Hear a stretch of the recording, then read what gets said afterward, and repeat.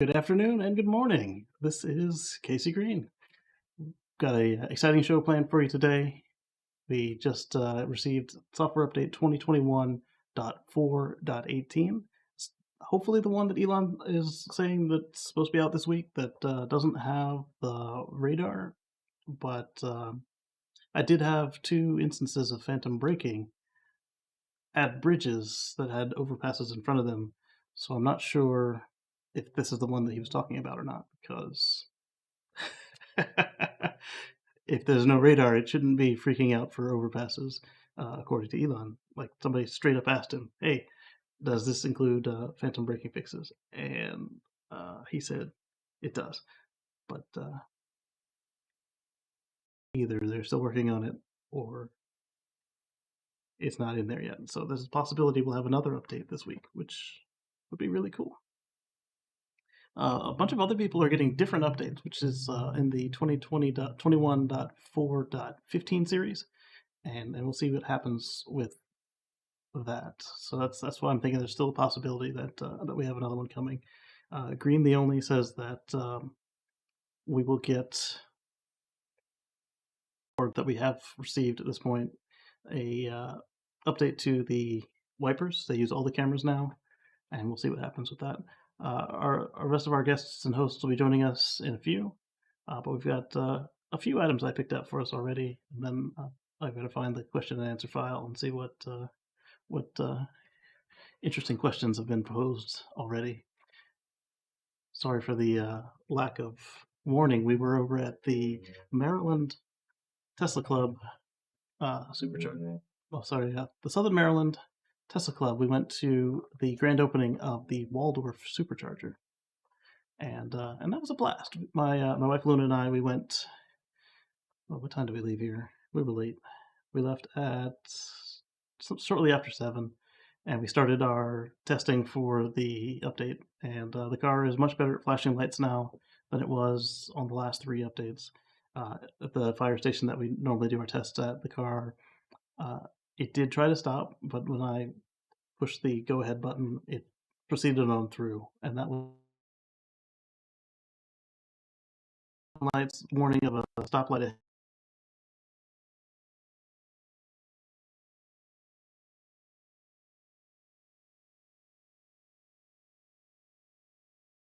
That was interesting. Where the lights alternate back and forth like this, and one the car tried to slow down, and another the car tried to stop.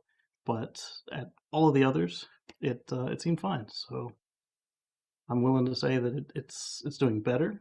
It didn't stop for any of the construction signs or any lights on signs warning of stuff ahead with the one yellow light. It didn't have trouble with that, so that was good to see. So some of the topics we want to talk about today are some of the changes to the Fremont factory, uh, some stuff with Rivian, stuff with Tesla China, the Harley Livewire, and what I'm calling the backseat bandit.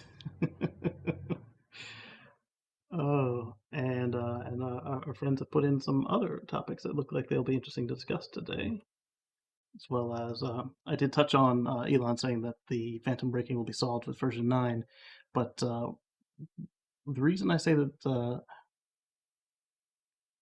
without version 9, the reason I say that this is supposed to do that is he said that these changes to the cameras were needed to happen. They needed to happen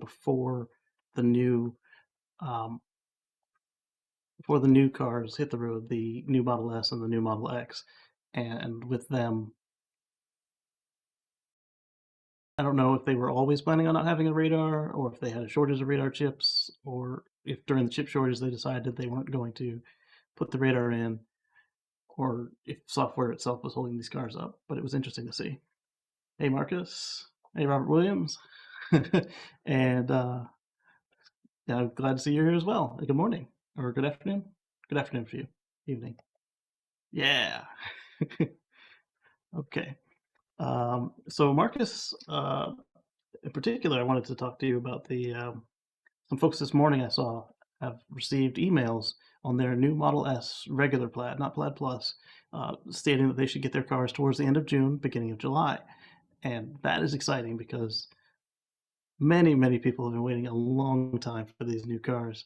One of our friends, he ended up buying an Audi e-tron to hold him over because he needed a car and had already sold his on the premise that his car would be ready by April. And we're now at the end of May, and I don't know if he ordered a new X or he ordered an S, but because he needed a car and he likes driving EVs, he ended up with the e-tron and he really enjoys it. But we'll see when his email arrives for his Model S or Model X, and I don't know if he got the Plaid or the Plaid Plus. If he got the Plaid Plus, he'll be waiting longer, but if he got the Plaid, it will be nice and dandy. All right, so what's the weather out there for you guys? I mean, over here it was started out a little bit cool and it was supposed to be rainy, but I didn't have a chance to try out the wipers because it didn't rain on the car. Oh, and one other thing that some folks have noted is that there are models in the system now for when the car sees cats and dogs. So there'll be a little cat and a little dog. I wanted to see that, but nobody was out walking their cats and dogs. Well, there were no stray cats running around, and nobody was out walking their dogs in the path of the car while I was videoing for the update. And we'll see what happens when it comes time to run for groceries and do some errands before I am ready to seal up the video. We got a new test box, the V, sorry, not the V3, the supercharged test box. And what's up, Dan? What are you moving fridges around for? Like a new one or something? So yeah, we got the new test box, and that one was, the hint was supercharged. And then coming up, we are gonna get another one where the hint is Cyberbox. So I'm really excited to see what's in Cyberbox, and I really thoroughly enjoyed the supercharged test box. And we're going to see in a video coming up this week, or really soon, if not this week, of what's in the what's in the supercharged test box, because they did a really good job with it that time. And to give you a hint, it is literally all about supercharging. The stickers are about supercharging, the accessories are about supercharging, and one of the ones I really liked, I'll tell you a little preview. We got a what looks like a PS2 DualShock controller. It's USB. It's even got an adapter for the new cars that don't have the USB-A ports, or they only have the USB-C. And you can use that to control the video games in the car. And that was a blast. I spent a little bit too much time on, was it Cat Quest in the car? Just it's a little hack and slash RPG game, and I really enjoy it. And the car makes it fun. And a lot of new EVs, but not Tesla. A two-seater Tesla car looks like an old Renault. So the original Tesla Roadster shares a lot of components with the Lotus Elise, I believe, of the day, and the new one. I have to get a Renault model to see which one you're comparing it to, but they do have reminiscence of other vehicles. Let's see here. Oh, so this morning, no, late last night, there was another SpaceX launch, and with that one, they actually had two. Wow, that's a lot of rain. It's better than fires, I'll tell you that. Um, so the SpaceX launch last night was a Starlink launch, but it had rideshare. There were two radar satellites that went up with the Starlink, and they went off before Starlink, and then a few moments later, I think it was 55 Starlink satellites went off. So we're at, I think, two more launches to go before the first shell of Starlink is complete, and we'll have that awesome internet that Elon's been promising us. Yeah, and it was another one of the ones where the rocket had a good connection all the way down, and the drone ship. They must be using Starlink on the drone ship because it recovers so much faster than it used to.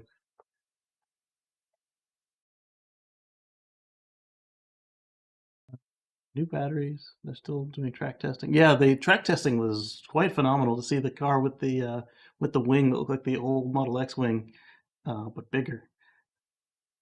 And that was yesterday, wasn't it, or the day before? And Elon said in response to that picture that the car was only going to be up there with the wing on it for one day while they were dialing in the downforce. But that I think is the Plaid Plus, and that's not too late for Plaid Plus. It is a little late for regular Plaid, so I don't know what's going on there. Uh, New batteries, track testing, getting things down on time, etc. Yeah, exactly. As long as your price doesn't move, then I'd be fine with the wait because that just means they're just getting better because they're not standing still. Yeah, exactly. So imagine what they'll be able to do when they put that same system on Starship instead of whatever they've been doing that gets blocked by clouds. I excited to see. We saw Starship 15. It went up, came back, it stayed down, it didn't blow up again, and then they were able to move it back. It's now on test stand B. So I don't know if they're going to launch it again or if they're just getting it ready, but I'm excited for seeing the new Starship. Yeah, I've got a Works Edger I need to sell because it's got a cord on it, but they do good work. I've got all the EVgo stuff for my battery operated, and it's a blast using the EVgo stuff. In fact, Omar's got EVgo as well, or not EVgo, Eco, and they have a similar logo and similar name. Bless you.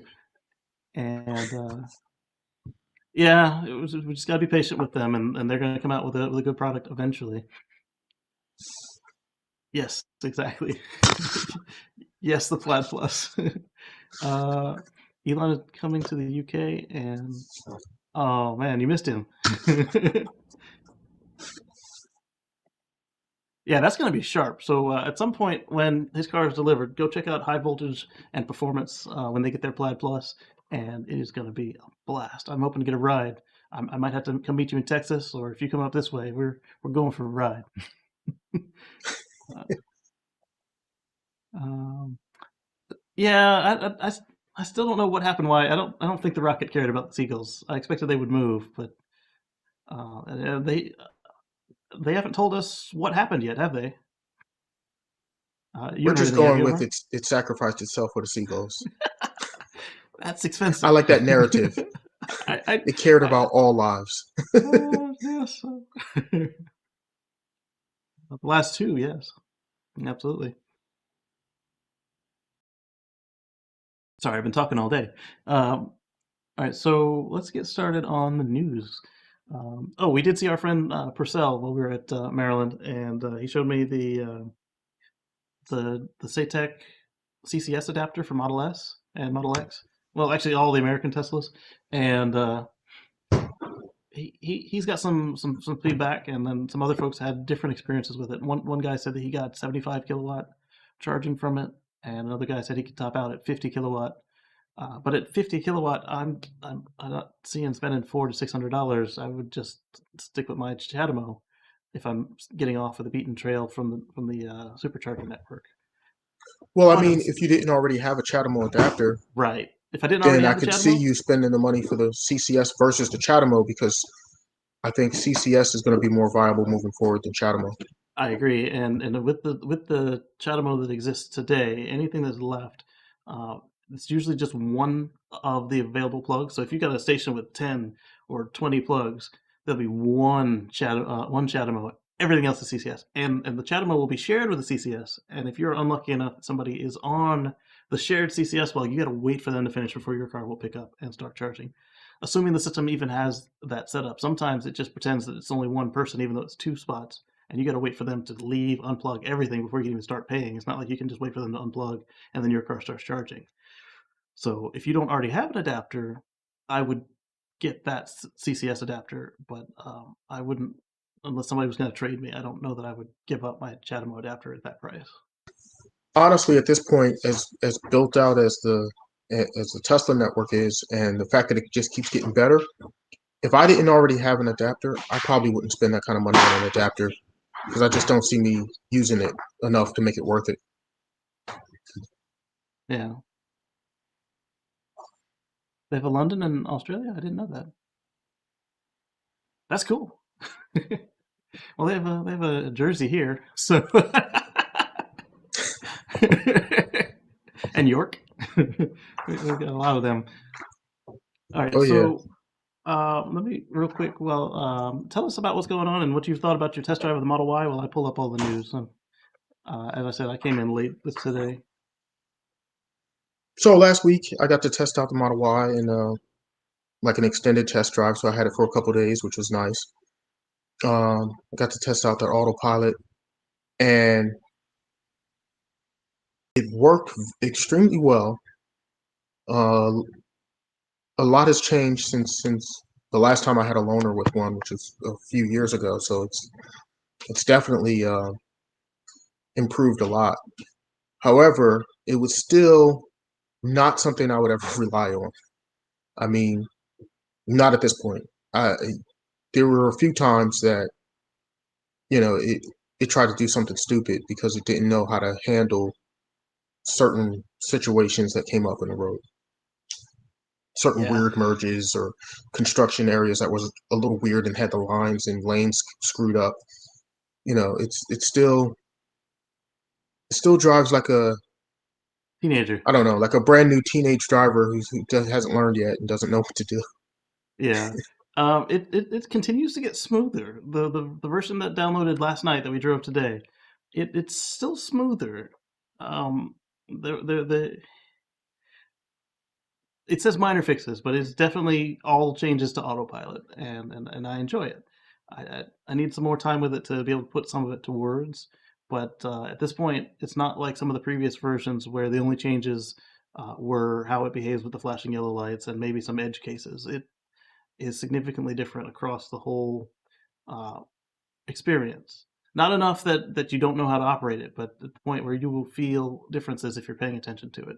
And I guess it would be hard for them to say what they did, but it's not just minor fixes. I mean, yeah, you could say it's not, it doesn't behave that much different, but if you're paying attention, it's different than it was from last night to today.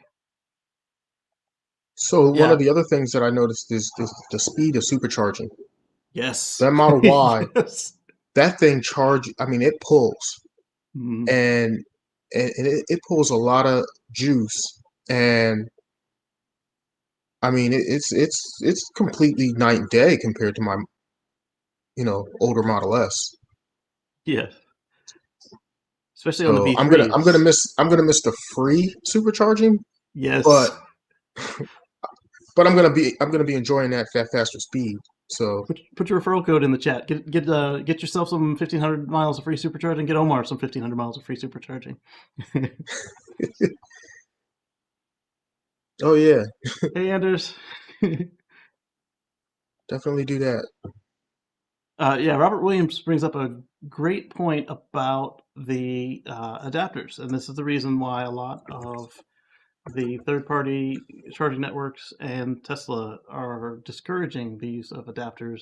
Um, if you're not getting something quality and it advertises itself at a higher rate than it is capable of handling, it could end up like this and it melting.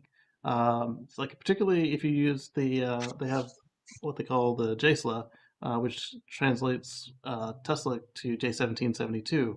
If you have a car that can take 50 amps or 80 amps and you get the 40 amp model and then you say plug into a Tesla destination charger that's equipped for 80 amps, uh, you've basically made a fuse, basically, where that cable is going to melt and catch fire before your car or the station think to cut off because it wasn't built for that sort of use. Especially if your car is telling through that cable that the car says, "Hey, I can take 50," and the station says, "I can give you 80," and then it gives 50 through there, but the adapter can only take 40. That's just a really expensive fuse and not safe either because it's bigger and longer than a fuse should be. Oh yeah, yeah. That yeah. You got to be really careful with that. Yeah. So if you have a 50 amp car, get a 50 amp JSLA, or you can go bigger. You can go bigger. If you've got you can get the 80 amp model. It's going to cost more, but then no matter what your car can do, the Tesla units can only put out 80 amps, and so you're good to go. The YouTube can have put down the new Model 3 set to avoid it. Not entirely sure there, but the Model 3, yeah, they're just like all the other Teslas. They do lose range as they go on. Mine was supposed to be 289 new, but now it is less than that. But it does a good job. Hey, Steph, Hi, how are you doing this morning? Hey, I'm alive. Yes. yes, you are. Yes. So we were just getting ready to discuss the news. We were talking about the update that I got last night. Omar was talking about his experience with the Model Y that he had a chance to test drive. Have you taken the test drive of the Model Y yet? Yeah, I've done How'd it you a like it? few times.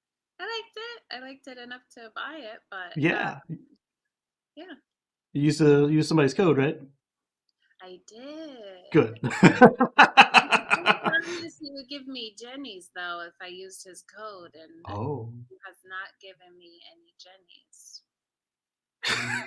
that pearl clasping was for Dan in the stream. Little inside joke. But you know what? We gotta make that Jenny's happen. After the stream, we'll discuss this. I know, right? I could cancel my order. No, No, don't do that. Don't do that. It's not worth it for Jenny's. no, I'm But not gonna go back on the list. exactly. Yeah, that was the other thing. They sold out for the quarter. That is amazing. What do you guys think of that? I mean, it's great that there's a high demand. You know, it's just a little sad that Yeah, I have to wait that much longer for my car. right? Because I mean, we're used to them selling out for the quarter, but it's usually like the last week, the last 2 weeks before the end of the quarter, and then everything is just deliveries, deliveries. But this, I mean, we're not even to the last month It was yet. like, yeah, it's over like a month in advance they sold out for the quarter, so that was significant. But then again, it kind of makes you wonder: is that because of supply constraints and they're not able to build as many as fast as they would like, or is it just that the demand is just that high and keeps getting higher, and their increase in production can't keep up with the increase in demand? I think it's that. Yeah, like Oprah said, it is super high demand right now, and they made the most cars ever, sold the most cars ever, and they still don't have enough batteries, and they're still making more cars than they can sell. It's just, or sorry, selling more cars than they can make. It is an exciting time to be a Tesla enthusiast as well as a Tesla shareholder. Dan, what ice reference are you talking about? Let us know in the chat, and we're going to get started on the news. So, the first one that was up with us was an article out of Teslarati. It said that EVs like Teslas will be cheaper to produce than their internal combustion engines rivals by 2027. What do you guys think of that? It's really cool. So I think that may be true for mainstream uh, legacy automakers. Yeah. But 2027, I think, is a little further out than what's actually going to happen. I think it'll be sooner than that for Tesla, just because Yeah, of the way that they're vertically integrated in creating their own batteries, and the batteries being the most expensive part. Them getting the price down for those batteries is key. And yeah, I think they'll be cheaper actually to make than ICE cars sooner than yeah. that. I think that Tesla will be there by the end of this year because they've made all these advancements in the way that they build the batteries, the way that they source their components, and then they've got all of the uh, upgrades coming, like the dry cell construction of the battery, the nickel cathodes, and they just bought a company that makes anodes, and I think that they've got some Those secret tabless sauce. batteries are going to be huge. Yes, yeah, and I think like you said, even the regular manufacturers, I don't think it's going to take them 6 years to get this down. I mean, Ford's coming out with the Ford Lightning at the end of the week. GM's building their own battery factory. Nissan still controls a factory that they don't own anymore. Volkswagen's building battery factories. I just don't see anyone taking this long except somebody like Mazda or Ferrari and Lamborghini, where they just don't have any roadmap, public roadmap for electric cars. What you got, Steph? Yeah, and any manufacturer that's not looking at and doesn't have a plan and is not putting things in place now, they're gonna fall behind the rest of the industry, and they're gonna be in big trouble. So Dan was asking me to explain the 80 amp versus 50 amp. So the cars can charge at a certain rate, and each car can accept a certain amount of charge. So like my Volt, it could take 20 amps at 240 volts at was it 3.3 kilowatts, and that came out to say 20 amps or so. And my Teslas, my Model S, if I'd got the dual charger set up, it would have been able to take 80 amps, which is 40 amps per charger. And when they put them together, they can take 80. And my Model X can take 72 amps.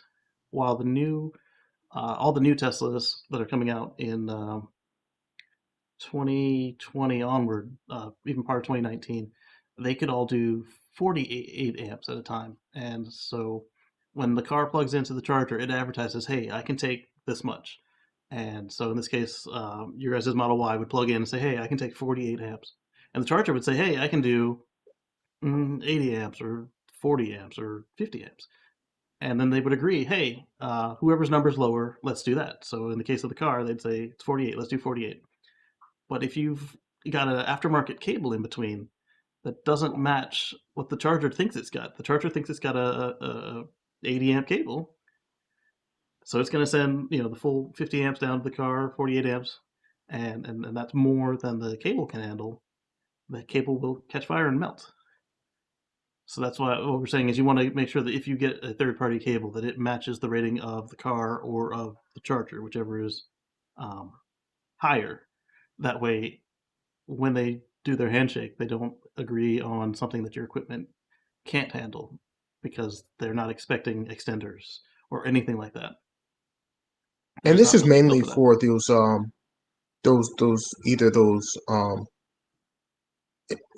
those J plug extension cords that you see that will extend the length much longer for J17072 Yeah, on each end, or for those Tesla plugs where you plug in your standard J17072 um, vehicle into a Tesla destination charger.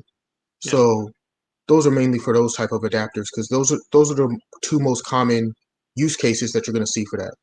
Exactly, and they're not standard. They're not set up for that. Like in Europe and I think maybe in Australia, you can bring your own cable. Like literally, some of the stations just don't have a cable. There's a station, and there's your car. And if you forgot your cable, you're done. But in America and Japan and some of the other European and Australian chargers, the cable is hardwired to the station, and you just plug in.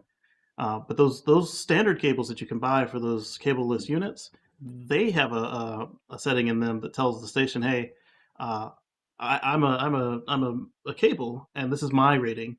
But the extension cables and the Tesla to standard adapters, they don't have necessarily that capability because if it's plugging into a hardwired station, the car already knows what it is, and the hardwired station isn't expecting an extra cable because it thinks it's already got a cable, and that's where the chance for problems come in with that extension cable and with the Tesla to regular adapter, as well as the other way around. But with the Tesla to regular adapter, all the Teslas come with J1772 uh, to TSLA2, so you just stick that in and you're good to go. You don't really need a cable to do that, and so it's a lot safer since it's solid metal and it matches the capabilities of the car since it was built by Tesla. Um, So so speaking of safety and burning up cables and yes, charging and batteries and stuff like that, so the Chevy Bolt has been in the news lately it with has. fires. Up in my area. Um, Mm. that most recent fire that they Uh-oh, had, Omar froze. I froze. Oh, am I frozen? So, Am I still might here? have, Can you hear me go now? ahead. The Chevy Bolt. Okay. So the most recent fire that was in the news lately with the Chevy Bolt, um, they initially thought that it was the flaw that they fixed with the over the air update, which was if it was charged all the way up to 100%, there was an issue with the battery where it could catch fire or whatever, and they were telling the customers not to charge it all the way up, and they did an over the air update which like doesn't allow the car to charge to 100% or whatever it was to just to try to alleviate that until they can fix it, permanently. Um, Yeah, However, that Hyundai and most Kia recent had that. fire, they found out that that person did not charge to 100%. They Oh, had charged to like 75%. They unplugged the car. The car had been unplugged for hours before the fire started. So now they come to find out, like, uh-oh, yeah. Oh, they may have a bigger problem than they thought. yeah. Because So Hyundai and for all you Kia boat had owners, be careful. Park your car outside. outside. Don't park it outside. inside your garage. Keep it outside and keep an eye on it. Yeah. I mean, don't be afraid to drive it, but just keep an eye on any weirdness it might be doing. And like Omar said, park it outside. We saw something similar because they use the same manufacturer for batteries as Hyundai and Kia, LG. Not to say that Tesla doesn't use it. They do. Tesla does use LG as well, but they use a completely different style and formula. The difference between the Chevy and the Korean batteries right now is that the Chevy uses a different formula, but it uses the exact same style, and they might come from a different factory, but they're essentially similar enough that this raises some red flags. Hyundai initially said that they could fix it with a software update to keep the car from going to 100%, and so they did that, and then their cars continued to catch fire. So they came back with the largest recall Korea has ever seen. They're forcing LG to replace all the batteries for the affected cars with new units, and Now, if um, Chevy has to do the same thing, that's a lot of bolts because they have been mass producing those bolts, so that's going to yeah. be very expensive. The Bolt is a very well designed, very popular car, and that, like you said, that's going to be a lot of batteries. And this, if you have stock in LG, this is not stock advice, it's not a stock show. But if you're one of those people who likes to short sell, that might be something to look into. Not saying to push LG over, but they might be having some troubles coming up, unless they've got some warranty.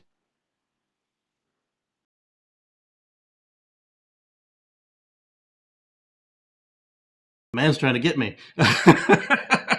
uh, um, so basically, Chevrolet and Hyundai Kia are looking at calling their warranties on LG. So depending on how stuff is structured over there, LG Chem could be in for a bumpy ride in the next coming months. Yeah. Let me put this Well, back the way it hopefully that was. all works out. Yeah. Um, Robert Williams said that also what he saw in the video, the man said he couldn't get the Model Y, got the new Model 3 and drove it for 250 miles from full until it stopped.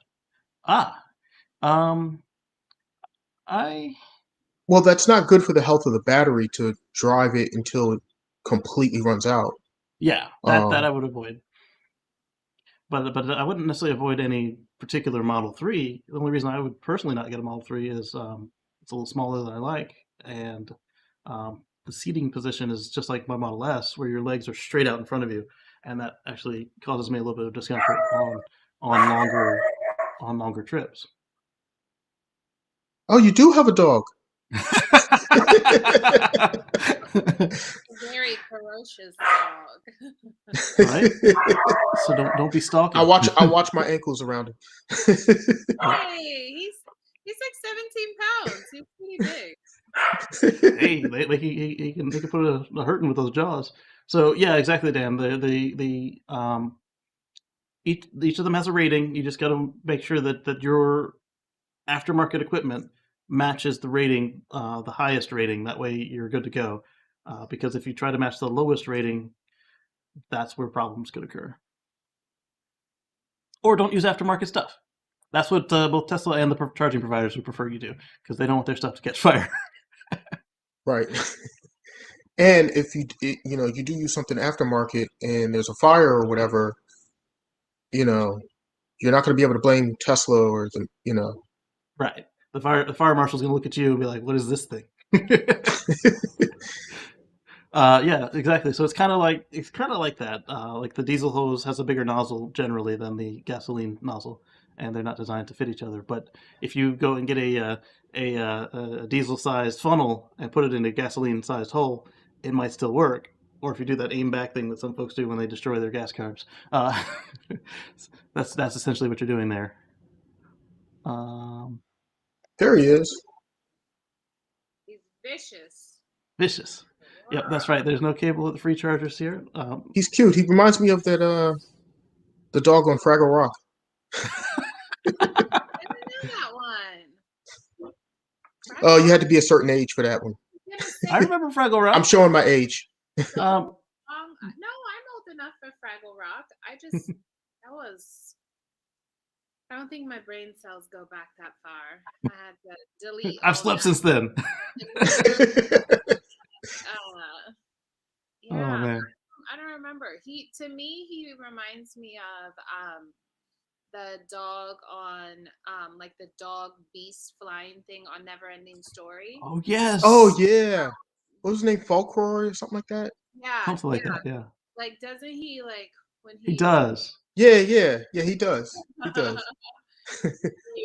he reminds me of that He dog. just needs a little bit bigger ears, and it'd be a Yeah, spitting a image of little him. lighter color And a little bit of and sleepiness. Yeah, yeah, Robert Williams. Most public chargers range between 3 and 7 kilowatt. They can go as low as half a kilowatt and as high as 11 for most standard stations you'll come across. But the majority of the ones you see that are not DC fast chargers will be 3 to 7. With your DC fast charge, they go from 25 typically to uh, 300 kilowatt, depending on who you go with. But most of them stop at 250. The Teslas can take 250 or Teslas can 300. go up to 2 for 250. 50, yeah. And the Porsche can do 300 for a moment. Yeah, I think right now they're up to 300. I think they're trying to do 350, if I'm Yeah. not mistaken, at their max Uh, speed. But did they deploy any of the 350s yet? I think they had tested out. I think they might Mm, have had a couple of 350 stations, but the cars won't do them right now or yeah, yeah, something. like at the factory or something. But then the next Yeah, question yeah. is, when they do start putting the 350s out, do you have to get a new car, or or were they there all along? You just need a software update. I don't know. I mean, that's. I mean, regular cars do model years. That might be some stuff they So would that be might be expected to something do.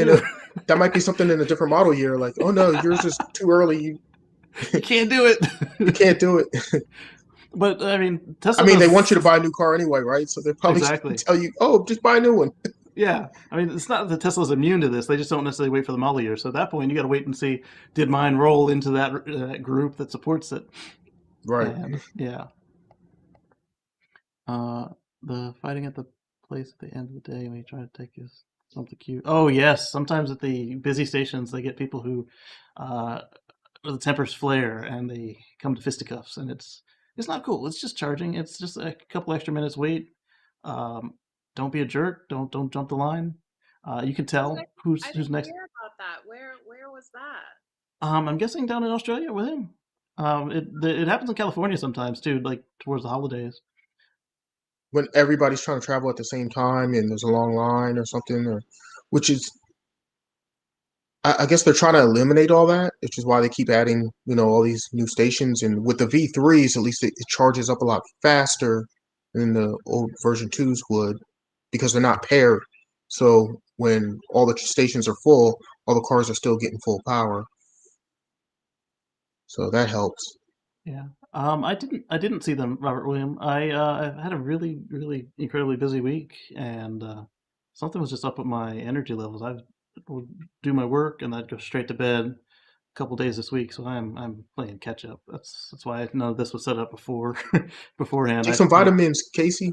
I get vitamins, I get food. It's so yesterday I had to work at a band, and then I went straight from work to bed, and I woke up at 11 or 12. Had a small dinner and then went back to bed so I could get up for this event today. What do you And mean 11 or 12 and then you had dinner? Well, I You mean, I have to keep my went energy levels up. Yeah. wait, 11 p.m. though. You woke up Yes. for dinner. Yes. Yeah. No judgment, Steph. It wasn't a full dinner. It was like literally just enough to keep my blood sugar where it needed to be, and then I went back to bed. Well, brushed my teeth and went back to bed. That's Uh, probably part of the problem.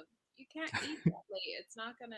It's not but gonna if I help. didn't eat at all, then I would have low sugar and die. No, you gotta. That's why you gotta wake up before then and eat, so then you don't need the nap till 11. Yeah. It's true. Yeah. I could have just stayed asleep, but my alarm woke me. It's like, hey, you need to eat something now, and so I did. Wow. um, the cat or a dog icon? Probably Doggy. Doggy. my little dog. He likes to It's a be. Doge. Doge. Yes. Oh man, did we talk about? I The don't see it on Doge the list. father. Yes. So Tesla. Oh no, there they are. Is it live wire no so longer? so Elon tweeted the other day that so Tesla stopped taking Bitcoin, and the reason given was that the environmental impact of Bitcoin. So Elon tweeted, I think it was yesterday or the day before, something like that, that the comparison with between Dogecoin and Bitcoin for their environmental impact is that the Doge is like, I don't know, 10 times more efficient or something like that. Um, or it uses, I think it uses, it was, It's less energy intensive.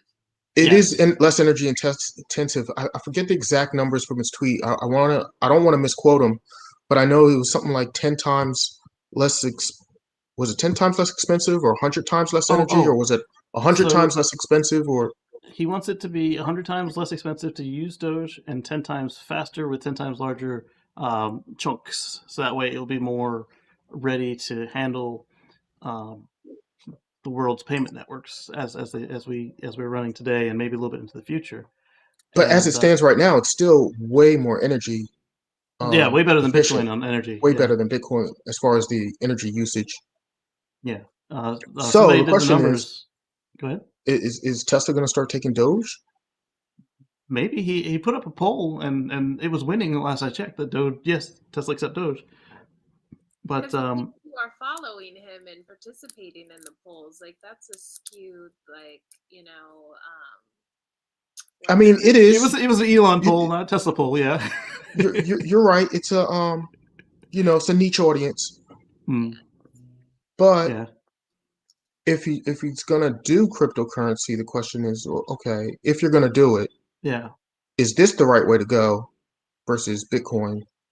Or Yeah.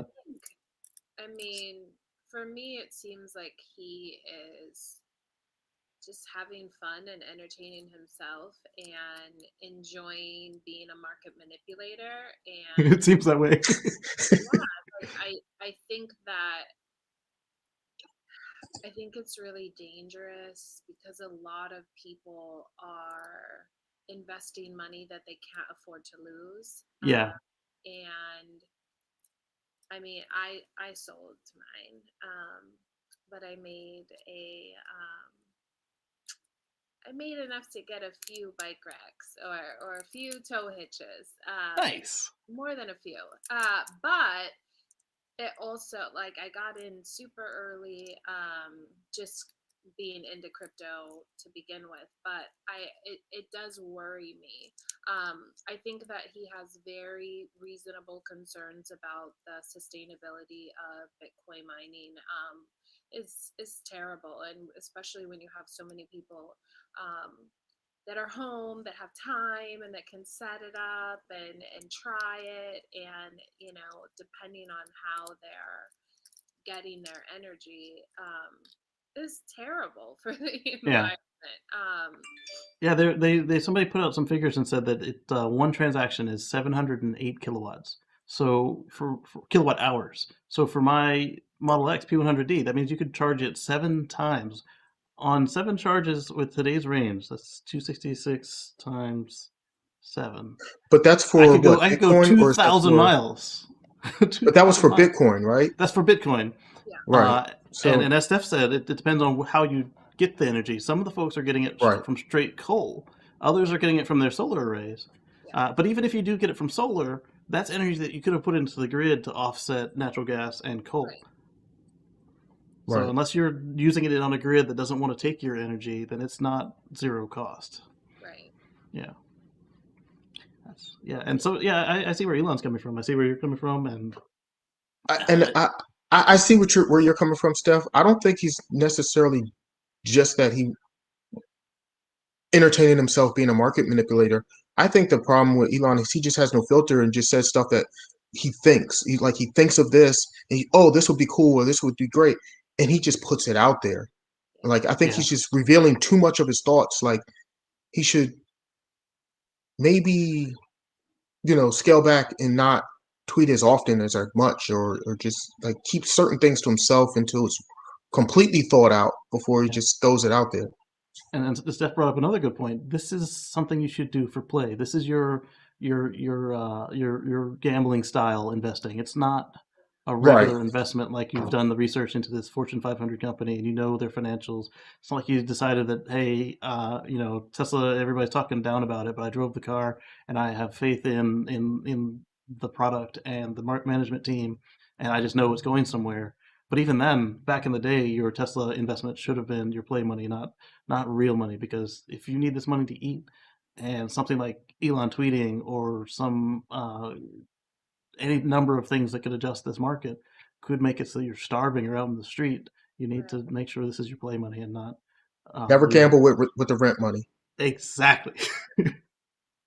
And unfortunately, a lot of people do, and they end up losing or having serious issues, not being able to pay their bills and stuff. Yeah. And I think that that's only going to increase as more retail investors are getting in. And unfortunately, I say unfortunately, but it feels like the influx of the retail investors was during a period when you could put your money almost anywhere and make a good return, and that's just not sustainable. Like that's not, I mean, if for the people that were staying at home and trying to learn, like, the just investing, and they're like, oh, I'm going to put all my money in, Plug or wherever, or whatever, just single stocks. They probably made money, if they started investing like at the beginning of the pandemic. They probably made a lot of money, and they think that that's going to just continue indefinitely. And I feel like there's, I don't know. I'm hoping that, like, it's a little bit of a market correction recently, and I'm hoping that, for all of our sake, that it's not too much more. But I don't know. It just, I'm worried that if there's too much more of it, then a lot of people that just really didn't, like, bought the social media stocks and didn't really do their own due diligence, or tried to but didn't really understand how to, like, they're gonna be left holding the bag. And I kind of get that impression with Doge. Like, there's just people like, well, Elon is a winner, so he's gonna make Well, I sure mean, it does the well. same thing happened with GameStop. Like, there were a lot of people that were, you know, trying to stick it to the man and wanted to invest in GameStop to, short the shorts. Yeah. And yeah, that worked temporarily on a short term basis, but then like all the people that jumped in at the peak lost Yeah. their shirts. Yeah, Yeah. So when it finally corrected itself and went, back down to closer to where it should be, It's still way higher than what it should be. it yeah, is way higher right now than what it should be. But Like, my it's point is the, 100. the correction from the peak to where it is now, like those people that were jumped in at that point, they all lost their shirts. and yeah. and they're hoping that it goes back up when in reality it's probably still got some ways to go down. Yeah, it's not a dead concept and dead brand, but it's not one that is one that should be accelerating, given the digital distribution and the fact that everybody is coming up with online games. There's no point to go to the store unless you have a bad internet connection or if you want to trade used games, that sort of thing. The thing Um, that I was thinking though is when you look at like other people in that space that are doing well, like Roblox, yeah, and Netflix, right? So if there's a combination of those two for GameStop in the like if they can use all of the just I don't know the momentum from the shorting publicity, then I feel like they could kind of like you come out of it. business and Yeah. totally like create like this new version of GameStop that's all like digital subscription and Yes. really really do well. So So yeah, they could turn it around as long And as I mean, the difference with them, like a lot of people compare them to Blockbuster. When Blockbuster, when Netflix first came out, Blockbuster didn't see them as a threat, yeah, they had a chance for a and minute. they had a chance to buy Netflix, and then they didn't do it, and Yeah. then eventually, Netflix put Blockbuster out of business Yeah. because the whole paradigm shifted, and they If didn't they, really see the shift coming until it was too late. yeah, But if I they do think something that like, the advantage that GameStop has is that they see the writing on the wall, they see the shift, and they're recognizing it, and they're not ignoring it, and they're not saying, "Oh, this shift is never, going to this is affect never us, going to yeah. change, and our business model is forever." So they can change, and I think if as long as they change with the times and they adapt, then they'll be okay. And they do have a solid base and a good niche. I mean, because if they close some of their underperforming stores and they do like Steph said, do some online stuff as well as their product is a very unique product. It's all game centric. So if they were to like have all your game merch and you could get it online, you get your consoles without having to worry about a scalper. Get your if they were to get into some PC gaming, you could buy your graphics card without having to fight the bots. I mean, they have a chance at doing this right. Any number of different ways they want to go at it, and as long as they don't just skate on this opportunity and all this publicity, they have a chance to survive this. But I again wouldn't put my rent money in them. I would put my play money and see where they go with it. yeah, I think they're still really high, but I think that there's a lot of like opportunity, like if they moved into like a more interactive space and like teamed up with like YouTube gamers and had event. Obviously, I spent way too much time. I have a 12-year-old, so a 12-year-old boy that is super interesting. So I've spent too much time thinking about it, but I mean, I think that they're like it doesn't have to die. Exactly. And if they again, this feels a lot like 2008 and 2000 at the dot com boom. So again, just do your research for yourself. Don't just rely on Elon. Don't rely on Wall Street bets. Don't do your own. I mean, if you don't understand it, there's plenty of places you can go to learn it. There's online training. There's books. There's the library. Just don't go in blind and don't do the rent money. So Dan says that he thinks that the Model 3 is the size of his Ford Focus hybrid. I disagree because the Model 3 is so curvy that it is bigger than it looks because the aerodynamics make it taper in the rear, make it look a little smaller. So with that, I actually pulled up the dimensions. A a Ford Focus is now my computer's mad at me for breaking the tabs apart. A Ford Focus is 178.7 inches long and where did it go? Yep, it's really mad at me. There it is. And a Tesla Model 3 is 184.8 inches long. A Model 3 is 72.8 inches wide with the mirrors out, and a Ford Focus is 71.8 inches. They don't say if that's with the mirrors out or in. Um, with the mirrors folded, somehow the Model 3 is wider. That doesn't make sense. I think they put the annotation on the wrong spot. It's 76.1 inches in the other dimension, so it should get wider with the mirrors out than with them in. The height on the Model 3 is 56 inches. They're the same height. The Focus Hybrid is 57 inches high, and the wheelbase on the Focus is 104 compared to 113 on the Model 3. So I mean they're similar, but the Model 3 is much larger. And um, also, the Model 3 is going to have more cargo space because obviously it has a frunk. yes, You seven know, engine, so there's and the that. battery. The battery's under the floor instead of in the trunk. Right. Yes. Um, all right, so let's catch up on the chat real quick because I missed like 60 messages. It said. So I think the name of the dog is Sprocket, according to Anders. Oh, that's And on Fraggle Rock. It's Sprocket. Fraggle Rock. Okay. Robert Williams said 1 hour sleep in a week. That is not healthy, sir. Please, please do better. Um, ooh, yeah, that's a bigger fight than the last one I saw. There was one where a guy threatened with a firearm, but never actually did anything, and another one where the wife and another guy pulled the two fighters apart. But that one, wow, yeah, guys, it's not that important. It's just like if you arrive at the gas pump and somebody starts screaming at you, there's gonna be like 8 others. Yeah, you might have to wait on it, but don't risk your life for this stuff. It's not worth it.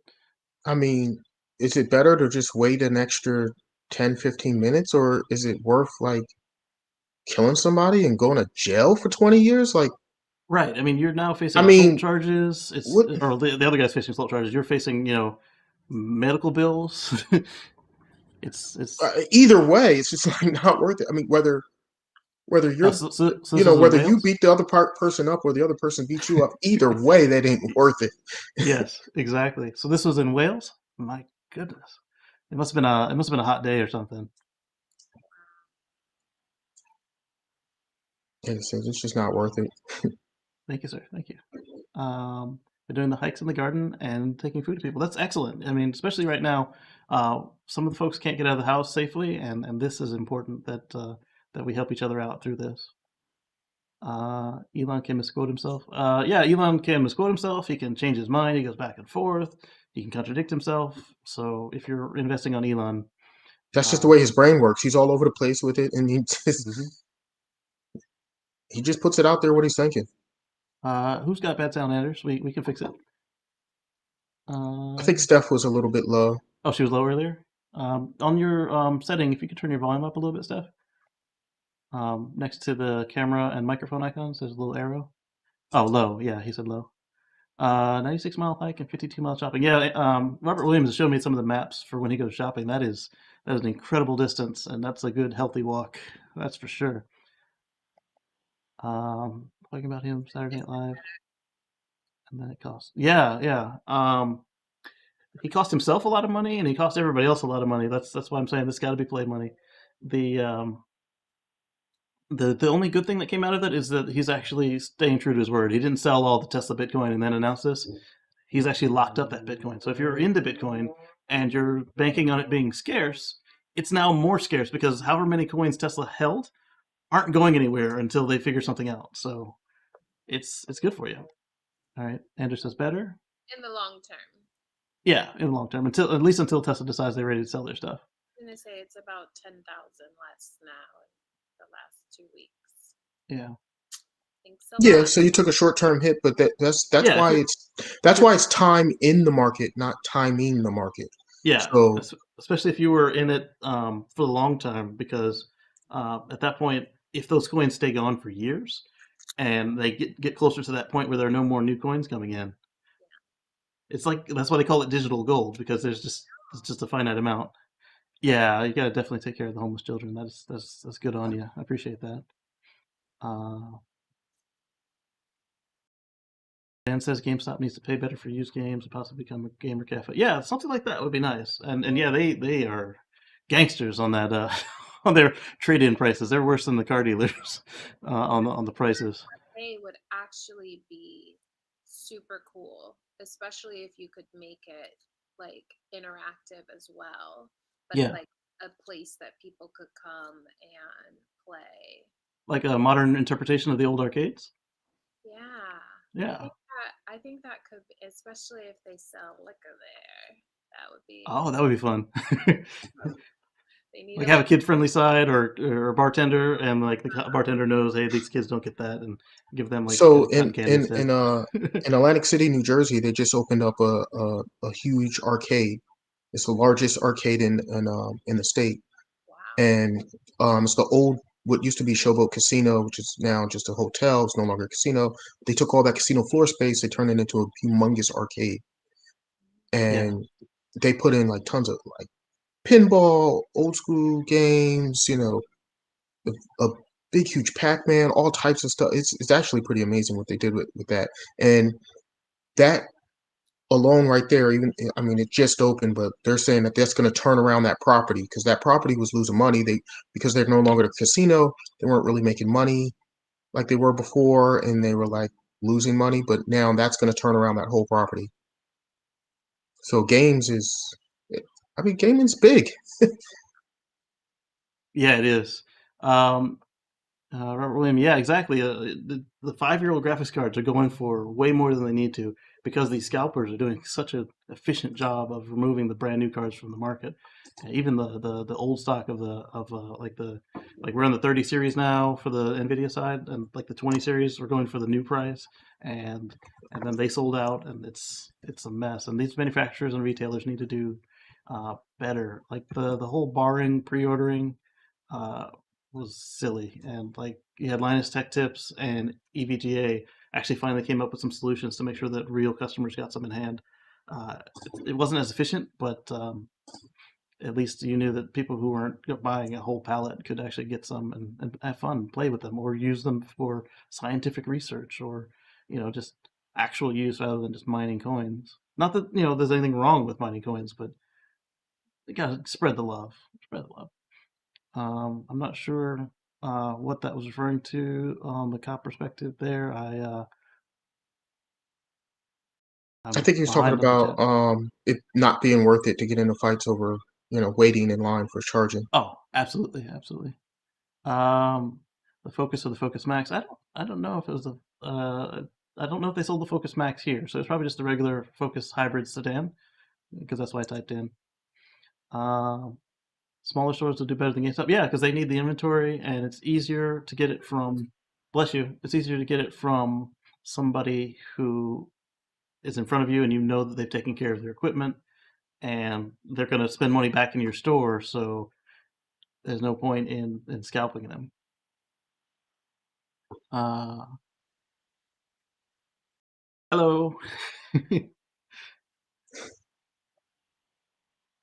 Can't get into the gaming thing. Yeah, some folks don't get into gaming at all. Other folks love it. One thing that I'm liking that's trending now in gaming is to um, make it easier just to experience the story because some of the games are actually built and written like movies. And a good example is Mass Effect. That is a game that you can spend easily 100 to 200 hours in exploring the game, the story, getting to know the characters. Mass Uh, Effect had a great story. it did. I Like our love that friend, one. yeah, our friend Jen, she was playing Red Dead, and her mom was watching it like a movie. And so anytime she did something um, that kind of imperiled certain characters, the mom was really invested in the story, and she didn't even know how to play games. Like when she plays Mario, she ends up jumping straight in the first hole on the classic Mario. So, I mean, you don't have to play the games to enjoy them. And I think that's part of why game streaming is doing so well right now, is because you have an interaction with the streamer, and you have an interaction with the story in the game, and Well, I mean, that's what made Twitch big. yeah, absolutely. If anybody's on Twitch, drop a note in the comment. We're streaming on Twitch as well right now. uh, all right, private chat. Yeah, absolutely. All right, so let's move on to the next item in the news. The NTSB has finally released a preliminary report on what happened with the Model S crash in Texas. And it's exactly like we speculated. We being Tesla owners and EV owners, not the news. So the crash happened just 550 feet from the guy's house. They received a vehicle from Tesla to test out, so one that was configured very similarly to the one that burned, where uh, it had the same level of autopilot. It had so basic autopilot basically. It had the same equipment, and they tried to make it accelerate, and it could only get to 30. They they tried to turn on autopilot, and by tried to accelerate, I mean on regular cruise control. They tried to get it on autopilot, and it wouldn't go because the road wasn't marked correctly that the car could see it, and it wasn't designated in the map so that the system could turn on. And then folks were pointing at our friend Sergio and being like, "Well, he could do it here." The road that Sergio was on was not the road that the crash happened on. And yes, there are roads like Sergio pointed out where it does work. So his point wasn't that that's what happened. His point was that it is possible on some roads. And some of these folks took him out of context and are holding up Sergio to say some stuff that he did not say. Please don't put words in this man's mouth. He will fight you. Not fist fight, but um, it won't be fun online. So just take what he says as he says it, and if you're not sure what he meant, ask him. Say, "Hey, did you mean this?" He'll answer you. Just don't put words in his mouth. It's not a cool thing to do. So they also pointed out that autopilot was not engaged at the crash, and that the folks were not seat belted. They didn't go so far as Tesla did in saying that the steering wheel is deformed at the crash means that somebody was in the chair. But obviously, if autopilot's off and, and cruise control is not on, then at that point, then there was somebody in the chair to make it go, unless they put a brick on the pedal. And these two middle-aged gentlemen are unlikely to go sit in the seats and put a brick on a completely out of control car, just feet from their house. But the reason that the NTSB stated that they didn't want to say for sure that the reason the wheel was deformed was because somebody was in the chair is because fire melts stuff. And so they wanted to see if it was fire or if it was because the guy hit the wheel that ended up changing shape. So they're going to release their final report later, but we bring it up because it was very important that, unlike all of the news agencies and that constable who was out of jurisdiction talking to the media, even though he's not the PR rep, they were all wrong. So that's what we say about jumping to conclusions. You know, the phrase about when you assume. Yeah. Right. Shenmue Dreamcast now available on Windows. That's awesome. Yeah, that's the cool thing about the Dreamcast is it was Windows CE, so you can actually very easily port games to it. So going back to the crash, um, so there's another crash that just made headlines Go ahead. that is being blamed on autopilot. That certain people in the media are just like saying, "Oh, this is an autopilot crash," and they're just blaming it on autopilot, and they don't even know the investigation's still ongoing. Nobody even knows exactly what happened or how it happened. The details aren't out there yet, and it's just really irresponsible for people to report on stuff not knowing the facts of this of what happened. And this particular incident happened in Southern California, and because they're assuming that it was autopilot because this person had posted on social media, on TikTok or whatever, videos of himself using autopilot, not having his feet on the pedals and not having his hands on the steering wheel or what have you. And just because he has autopilot and has used it in the past doesn't mean that that is a direct cause of the crash that actually occurred in this situation. And Yeah, unfortunately, the guy lost his life, which is unfortunate. But um, again, we got to wait for all the details to come out, all the facts to come out before you can just go jump into conclusions absolutely. on And any of these stories. especially if you're the kind of news organization that doesn't put your corrections as boldly as your proclamations. If you put out something on page one and it's wrong, your correction should be on page one. If your sensational story was on page two, then you put your correction on page two. That's fine. But it's very irresponsible the way that some of these organizations are going for clicks and for the news. They've got to do better. And I see that we are on stream. Somebody's trying to scam followers and sell numbers. So no, thank you. um, oh man. So I'm sorry I got distracted there with that. Okay, continue on about the where was that and was it Model 3 Model So S? that was a Model 3. It ended up, and unfortunately, this has happened before to another vehicle that was using autopilot. So that's another reason why everybody's assuming it was autopilot. Is it ran into an overturned truck? So there was a Oh tractor yeah. trailer that overturned, that was already crashed. A Samaritan was trying to help the driver get out of the overturned truck. Um, we don't And know they got exactly how or why it happened, but this Model 3 ran into the overturned truck, and actually, the driver of the Model 3, he lost his life, and the Good Samaritan that was helping the truck driver get out, he was seriously injured as well. So it's a very unfortunate accident. But again, like I said, we don't know all of the actual details of exactly what happened because the investigation is not complete yet. You know, yeah, this it just happened like what, like a week ago or something like that when it actually happened. Everything's still under investigation, but then everybody's like reporting on it. yeah, Um, and I just, like I said, I just don't like to jump to conclusions without knowing the facts. I mean, we can speculate, but at the same time, if you're gonna speculate, let's let it be known you're speculating. exactly. Yeah, say, hey, there's a conjecture. We'll come back when we know more. Blah blah blah. Like there was a similar crash as you mentioned in Japan where the truck was on its side roof facing traffic, and it was a box truck, and the Model 3 was at least on cruise control that we could see, and then we see a puff of smoke, and then the car collides with the top of the truck. But there were brake lights. There were signs of stopping. We don't know if the car tried to help him stop, or if he pushed the brake too late and got it out of the system. We don't know, and we still don't know. But we can't say, oh, this is an autopilot situation because we don't know. And yeah, Eddie, a lot of the media, like the only people so far that I've seen report that this NTSB report came out, other than the EV sites, was like PBS or NPR.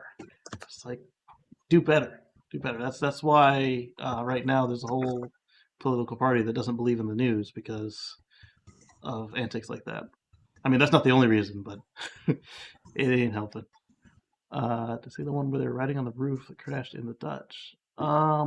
I didn't, but there was a Cadillac that was doing that, and the very reason we even got the hands-on wheel prompts was the very first week that original Autopilot 1 was out. Some fool was surfing on the top of his car, and then we got the hands-on wheel situation at that point. And sorry for my in But how many times have we seen people crash, ghost riding the whip on with ice cars? I mean, plenty of people have done that, but regularly. it just doesn't make the news as much. It's just like, oh, okay, that's Yeah, just a regular car. yeah. And I should have used a more inclusive word than I did, but um, it wasn't a very smart thing to do to be riding on the roof of a moving car that had one eye and the radar I don't think was even plugged into it at the time. It just had one eye, and the radar was literally just for following speed. It was not a primary sensor at the time. So Yeah, the no, whole that's Yeah, the whole point is you stay in the car, stay belted, stay in control. We've seen time and time again that the car will test you to make sure not test you as in like, hey, are you still there? It'll try and do something incredibly dangerous, and if you don't respond, good luck. Mine will do some stuff as well as a friend of ours, Drew. Uh, we say it's the temperature check. It wants to make sure you're still there before it ends up in a real situation where you shouldn't be trusting it. And let's jump stories now to Southern California, since we're already on the topic of autopilot being used irresponsibly or allegedly. In this case, it's not just allegedly. We saw it, and it was disgusting. I'm not going to say the guy's name because one, I can't pronounce it. Two, he wants the attention. But we mentioned him a couple times where he was seen riding around Southern California in the backseat of his Tesla, and it's not designed to be used that way. oh, that guy. I think that was actually Northern California. Oh, I it's think he Northern was in the California. Bay Area. Oh, Yeah. okay. Sorry, Northern California. So yeah, so this guy, he did some things to defeat, the autopilot to make it still work. He was in the back seat of his vehicle and had his foot in the front seat, like touching the wheel to just put pressure on the wheel or something like that. Um, but anyway, he got pulled over, he got stopped, and they towed his car. and he got arrested that day or whatever. The next day, he goes buys another Tesla and does the same exact thing. It's like, really? And when they stop him, he's like, "Oh well, I'm rich. I got all the money I need, all the money in the world to just buy more Teslas. I don't care. I'll just do what I want." And that type of entitlement mentality, and I'm sure he's probably one of those guys that were probably born into money and feels like he owns the world and he can do whatever he wants, and he just has that elitist entitlement mentality. But that's just terrible.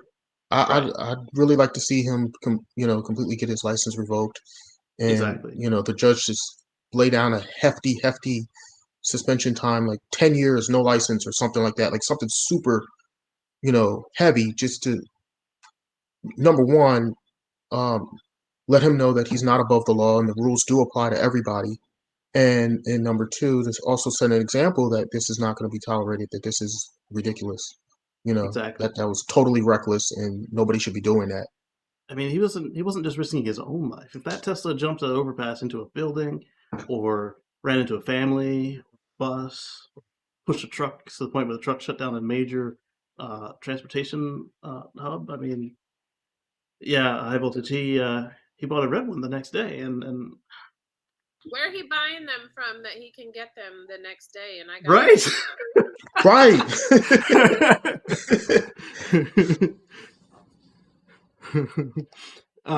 But I mean, the whole thing about his situation is, I really hope that they grab his license from him, and maybe every time they catch him in one of these cars, they turn the car into a cop car, like we see with the street racers, just to set an example. I mean, obviously it's not working for him, but anybody who thinks that they can follow him, and if they make enough of an example out of him, that nobody else tries this, it's dangerous.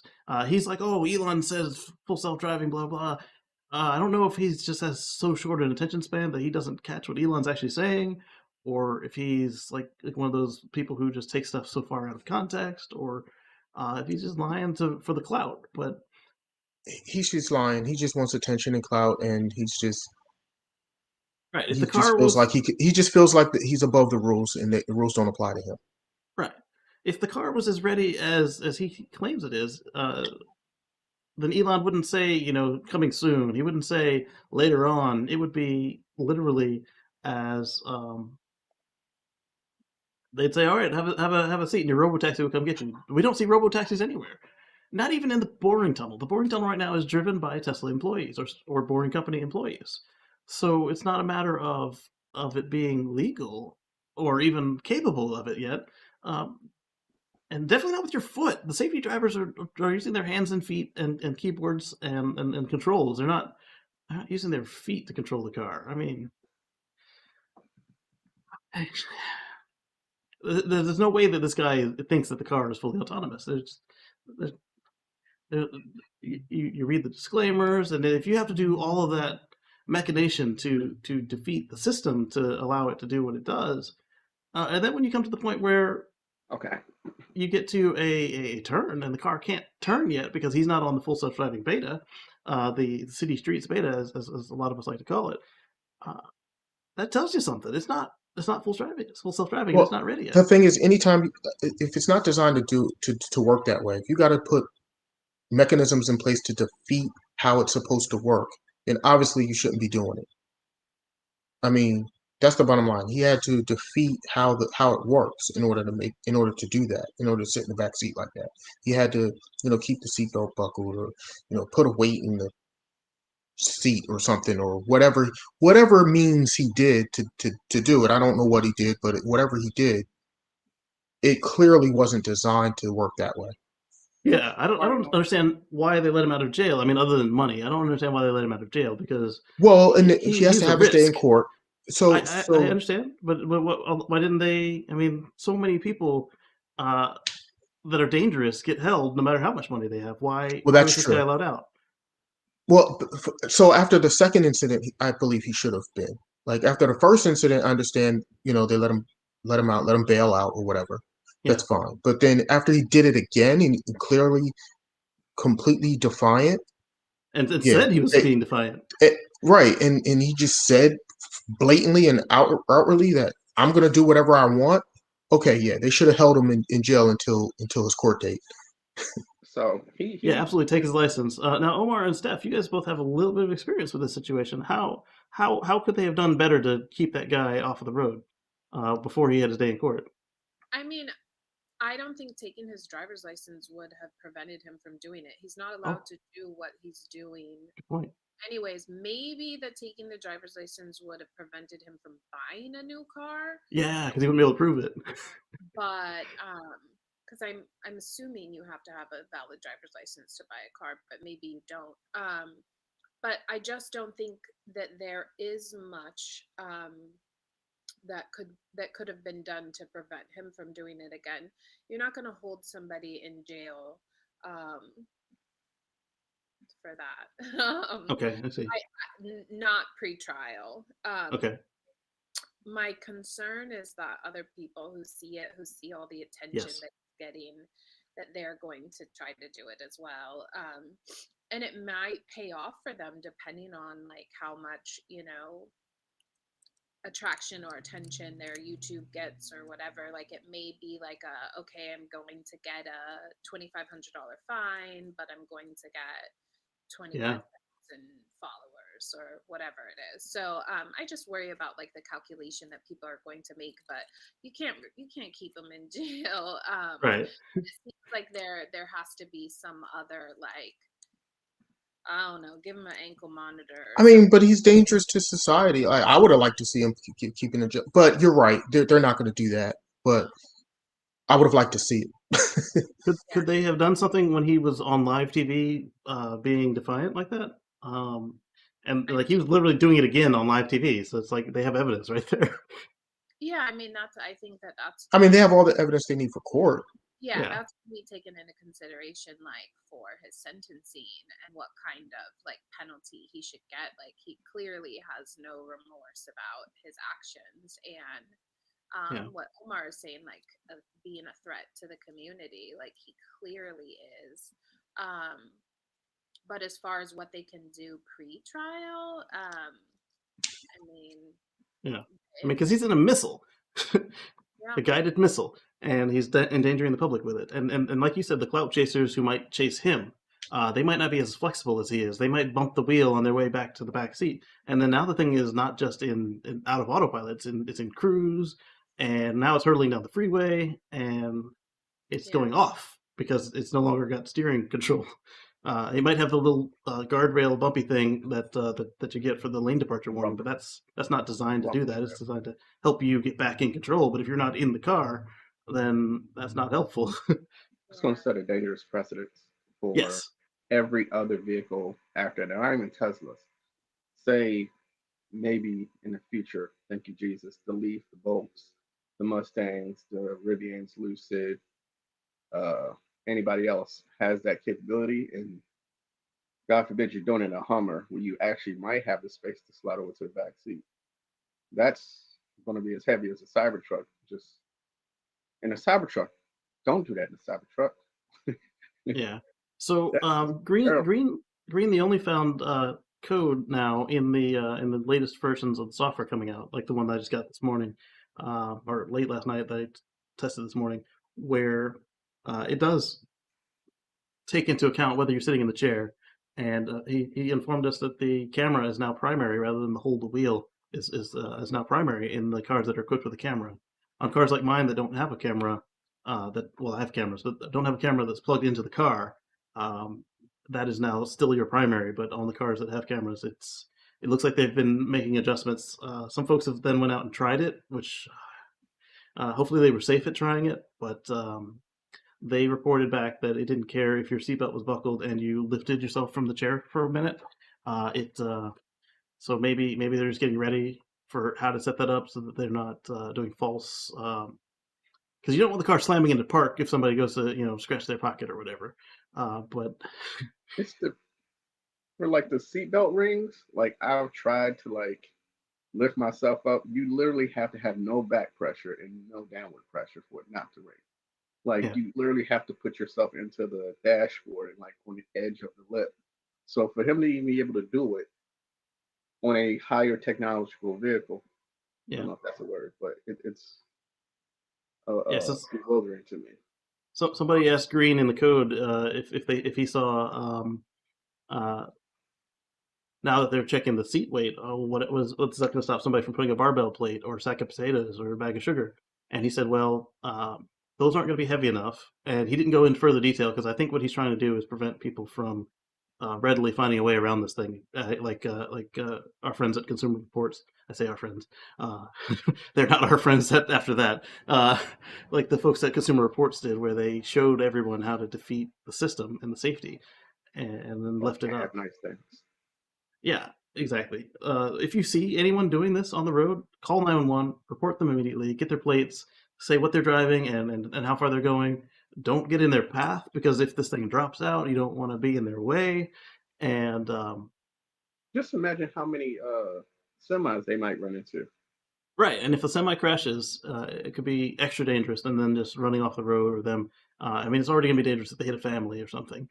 Uh, these are not self-driving cars yet. Some folks don't believe it can I ever just get there, but they are not And, sold or certified as self-driving cars.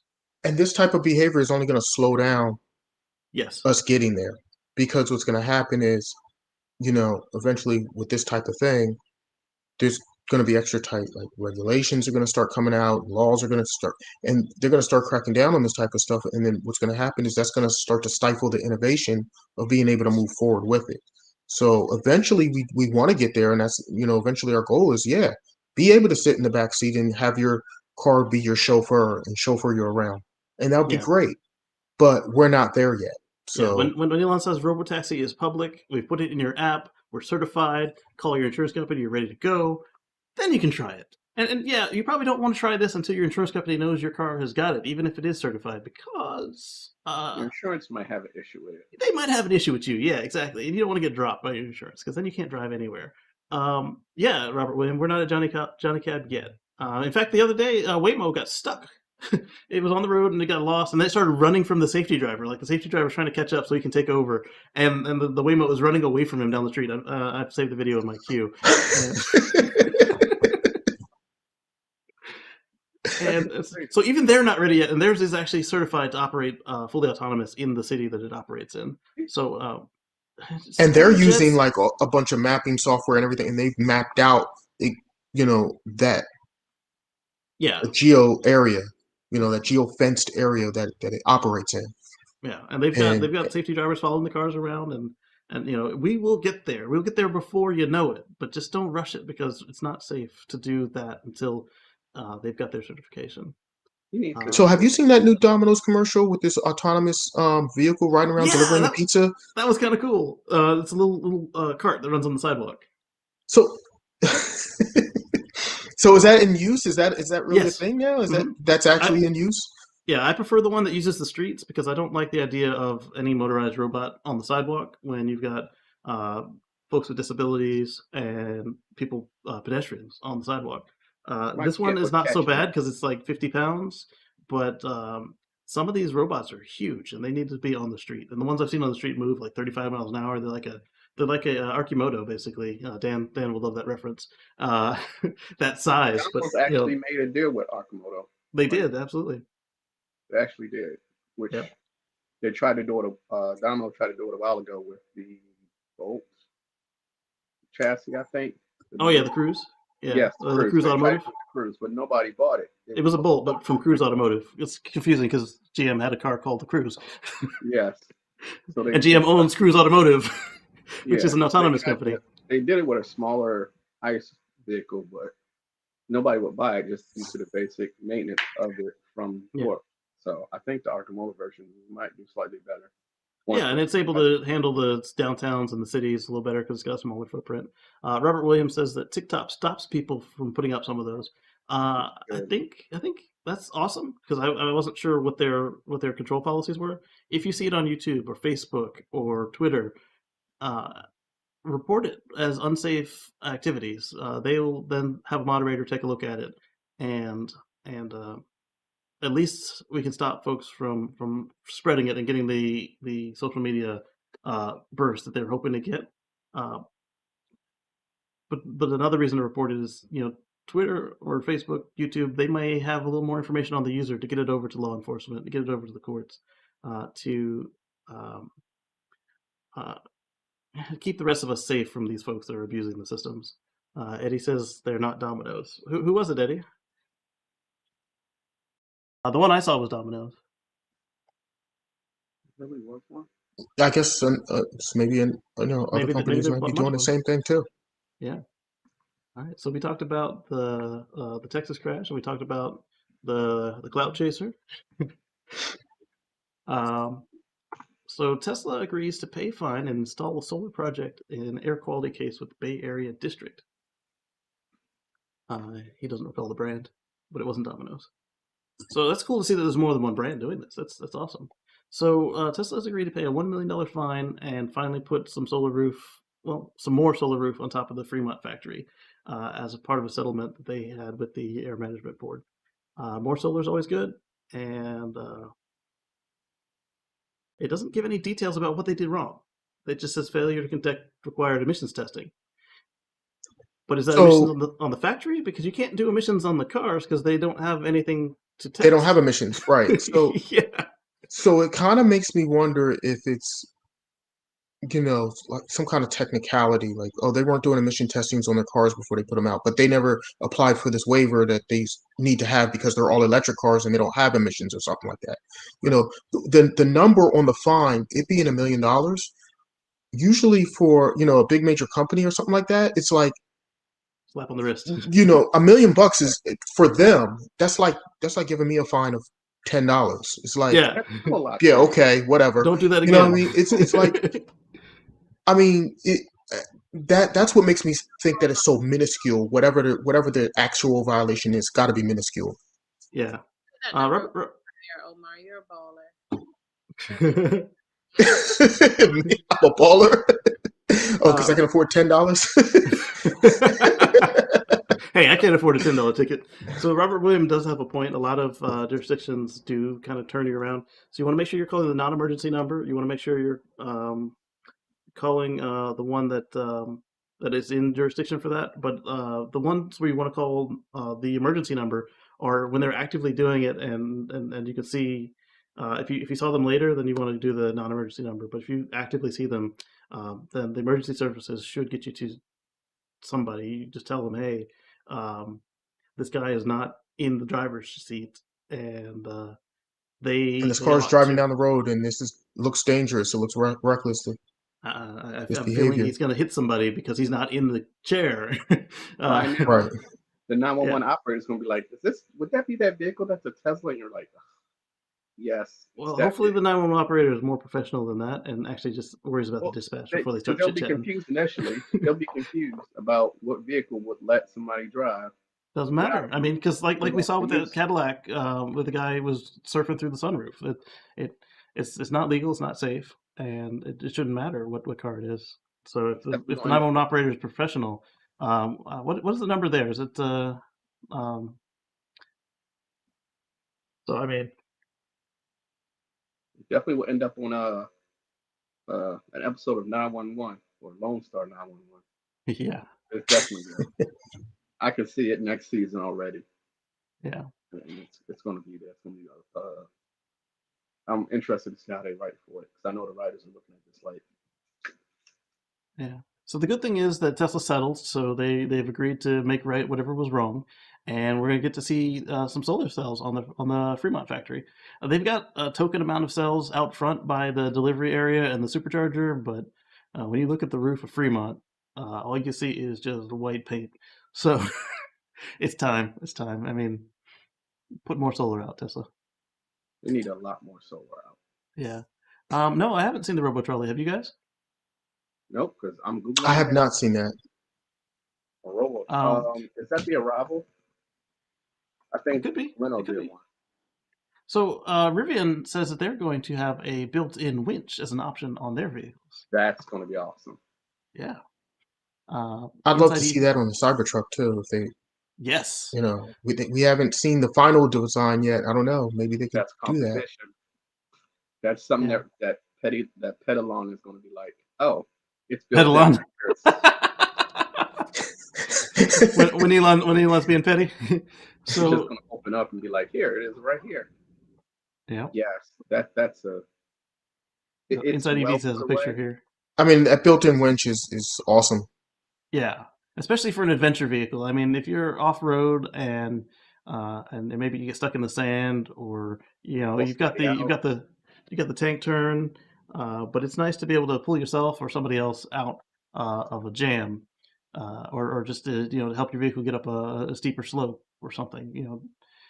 Be safe with it, but I think that's they really have a cool. host of opportunities Yes. just for it to be able to winch. There's a lot you can do with it. Oh, Yeah, they've made some but changes to the headlights too. They used to all be symmetrical, and now they're not. The stadium lighting.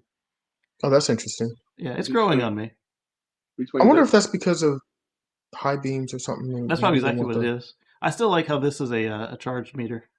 oh, When you plug it that's in, it starts going green and it starts filling up like a percent bar. see That's to cool. have this would be this the Cybertruck and now the Lightning that might push out to be further. Hopefully, the Lightning fast tracks because Ford has capability to scale up and do that necessarily. That'd be great to see. Yeah. So Eddie asked what ACPD would do. Did we see the robo trolley? So yeah, I think that winch is a cool idea. That winch is going to be. It's something Just that's simple that I don't yeah, think anybody else has thought of yet. It's the I Rivian, haven't seen it on anybody else's. Not Tesla, not Bollinger, and not any that's of the weird. others. It's weird that nobody's thought of it. And somebody's like, why don't we put a winch on it? And somebody's like, Well, I wonder if they're thinking that's a more great the idea. lines of it's a aftermarket deal. But I like the fact that they did it from the factory because then you can integrate it with the screen and the voice commands, that sort of Yes, thing. you can actually have the input to pull it in. It monitors the Yeah. pull, the weight Or if ratio. you're by yourself, you could do like a key combo on the remote and Oh have it start God, yes, reeling it in. yes. I can move so much stuff into my house just a pulley system. Back Well, to I meant like if you're stuck in a ditch and you need to pull yourself that out too. and That you too. can't. Uh, That too. I've watched. There's this A&E show where the tow truckers need to move a yeah, semi kind of out like of the that. ditch.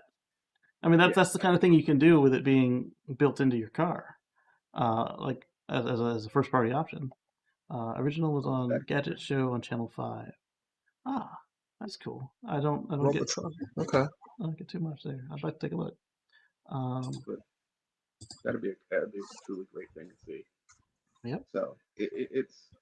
I think they're now that they know that Elon was serious on the Cybertruck. I think they're accelerating their well, besides his large market share with the X3 and the Y, I think they're trying to beat him to the truck market Yeah. faster than necessary. Because once you Well, I put mean, like Rivian looks like they're going to be the first one to deliver. But then you've got Ford, GM, Tesla, Bollinger.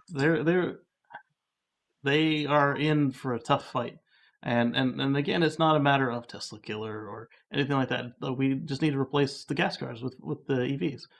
And there's room for everybody, but there is a bit of a first mover advantage, especially when your vehicle is pretty and functional and not too terribly expensive.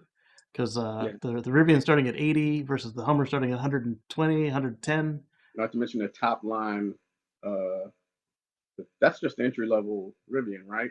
The I 80K. don't think they have too many different trims, but the Yeah, GM starts at 110 at the moment. yeah. See, the highest Cybertruck is 80K. So it's like Right. you can take it and run with it forever in a day, and Yeah. wait The till like a Bollinger year. is like an old school Hummer, bare bones military vehicle, and it costs a lot. The Canoe, the Arrival. I like the Canoe and the Arrival. The Canoe Yeah. is a great work truck. It looks weird. It's great. Yeah. It's like the rounded version of the Cybertruck or Okay. Canoe. It's going to be Oh, those are the numbers I was asking about. Yeah, so in UK 999 and 101 will get you emergency services. Yeah, and if they aren't taking you seriously, just ask to speak to the supervisor. I mean, if you're reporting a legitimate emergency, there's no reason that somebody should be turning you down. I might understand them saying, "Hey, you got to wait. We're too busy to get you somebody right away." Unfortunately, that happens sometimes. But if they're not taking you serious and you see a serious emergency, let them know you're serious. We don't know how much lightning will be. We're going to find out on Wednesday Wednesday. at 9:30 p.m. you'll find us on What Drives Us live on the What Drives Us channel, and we'll be Should we watching that. wagers for Jenny's? Who's gonna get closest? Oh, I'm trying to get some Jenny's here. I can't afford Jenny's. I love the taste of Jenny's, but it's some $high ice cream. It is. I It's think really tasty too. 74. 74 sounds right. I mean, the F-150 has quite a range. Was it from the mid 30s for the bare bones work truck with rolled up windows to, over 90 for like the special editions with the I don't know, like the King Ranch or something like that. Like a shopping trolley for the elderly I people. think it'll be less than 75, but barely. And then, so for the people that can get the 10 or just the I think where they live. Oh, the price. But I think I mean, 75. Yeah. I think they're going to try to. I think they're going to try to compete with Tesla, and I think they're going to price it around 50 to start off. For the bare bones version, it's going to be around 50. I think, and it's just going to go up like from the work there. truck. Yeah, they also have to compete with the Chevrolet truck because don't forget that they're not just making the Hummer at the crazy price; they're making a real, like a Silverado style truck. That you think they could make money on it though, selling it at 50? Yes. if they make enough of them. Well, yeah, because if it only has if they're making it with with less range, let's say it has 200 miles of range or 220 or something like that, whatever, right? And and it's basically like a bare bones truck. I mean, trucks are pretty much just body on frame anyway, right? So if you have the frame being like your skateboard style battery pack, and I mean, I think it's possible for them to put out something for like 50K. Because that would be even less expensive than the shortest range bare bones package for the Mach-E. So yes, it would. But the difference, the difference with that is for the Mach-E, people are looking at performance vehicle that looks super sleek and all these other amenities that they're going to have in it as well with the tech and all the other stuff that's inside of it, right? And the luxuries of it. Whereas with this, we're talking about a bare bones truck that's not going to really have much to it as far as in the way of tech and everything else for their base model. They'll probably have it really dumbed down, not a lot of options or bells or whistles or anything to it, and it's just a truck being a truck just to do work with. And the base model might only be available to fleets. So if you have to buy 20 before you can get to it, then they can get a little economy of scale. Maybe. I don't see it being that cheap. Like and also and you're talking like maybe 2-wheel drive or something like that. Something that most people aren't going to want. Two-wheel drive for sure. Two-wheel drive for the Mach-E is over 50, and has like super short range. But with a fleet, you can get by with 100-mile range because if you know what you're going to be doing and all of your buildings have plugs, then you could sell a 75-mile truck and it'd be okay as long as liquid cooled and doesn't drop like the Leaf did. I don't think at this point in time anybody's going to be putting anything out that's going to be less than 100 miles of range. Yeah, I mean, I think 150 is the minimum that you're going to be able to sell anything at this point because we've reached that point where everybody's selling 200 plus. Yeah. So maybe they put less batteries in it and it has 150 miles of range. It might have a needle dial instead of a screen. Okay, so if you're trying to how the base model never had a tachometer, even though it was a manual shift. Crank windows. Crank windows. Yeah. But you can't have a bare bones electric. Plastic seats instead of vinyl. Yep. It's like a Little Tykes. Basic. Yes. There's no way you can have a bare bone electric. There's the Volkswagen ID4. No. I'm saying it like, okay. It's a Candy. So the Candy's 10. Your regular F-250 or your F-150 has so much technology. Your electric bare bones should not be less than that. Yeah. So it should be maybe 2 levels to 3 stages above your bare bones F-150 because a lot of the F-150s. How much is the bare bones F-150? System They have a backup camera, so Let you me can't go below an ICE 150 Yeah, that's a cat. good question. How much is a fleet Well, F-150 how much MSRP? is how much is a bare bones F-150 right now though? Yeah, Steph's looking it up now. While she looks it up, Robert Williams says you can use a land anchor if you when you winch if you can't find a tree or a suitable rock. I'm not familiar with the land anchor, but that's a good concept. So let's say the bare bones F-150 is in the 30s. Let's say it's 35K or something like that, right? You don't think their bare bones electric version would be just 15K more than the gas version? 29. Okay, 29 for the 30K. base. Okay. Well, So okay, so it's 30K. So their bare bones electric, I mean, might be at 40K. maybe it's going to be 45K. You know, I'm thinking a 15K markup on that. And that's still not going to be better than your single motor rear wheel drive, which is at 40K. Yeah. Yeah, that's definitely for a single motor rear wheel drive. Or With even short range, small battery. so it's going to be hard for any other truck come in besides the name brand, the Yeah. brand. For it The, to be the the attractive. the hard part for me is that Ford doesn't have a battery factory. They're in a partnership for research, but they haven't specified how they're going to maintain their supply and keep the price low. They have as Because much supply. if I'm battery manufacturer A and Ford is getting 100,000 trucks from me, and then Toyota comes along and orders a million cars, whether they deliver them or not, uh, I'm gonna go make Toyota batteries. Oh yeah, there's at least one once they got out of the legal troubles up in Commerce, Georgia, that's going to start putting out a lot more batteries. But But it's a is it a Ford factory or is it a but that's generic factory for everybody? it's a foreign factory, so they can outsource it to anybody. And they've said that they're gonna be making batteries there for Ford. Yeah, SK Properties. I'll find a link. Okay, yeah, I'm curious now because so far they're just buying them from LG, buying them from wherever they can get them from.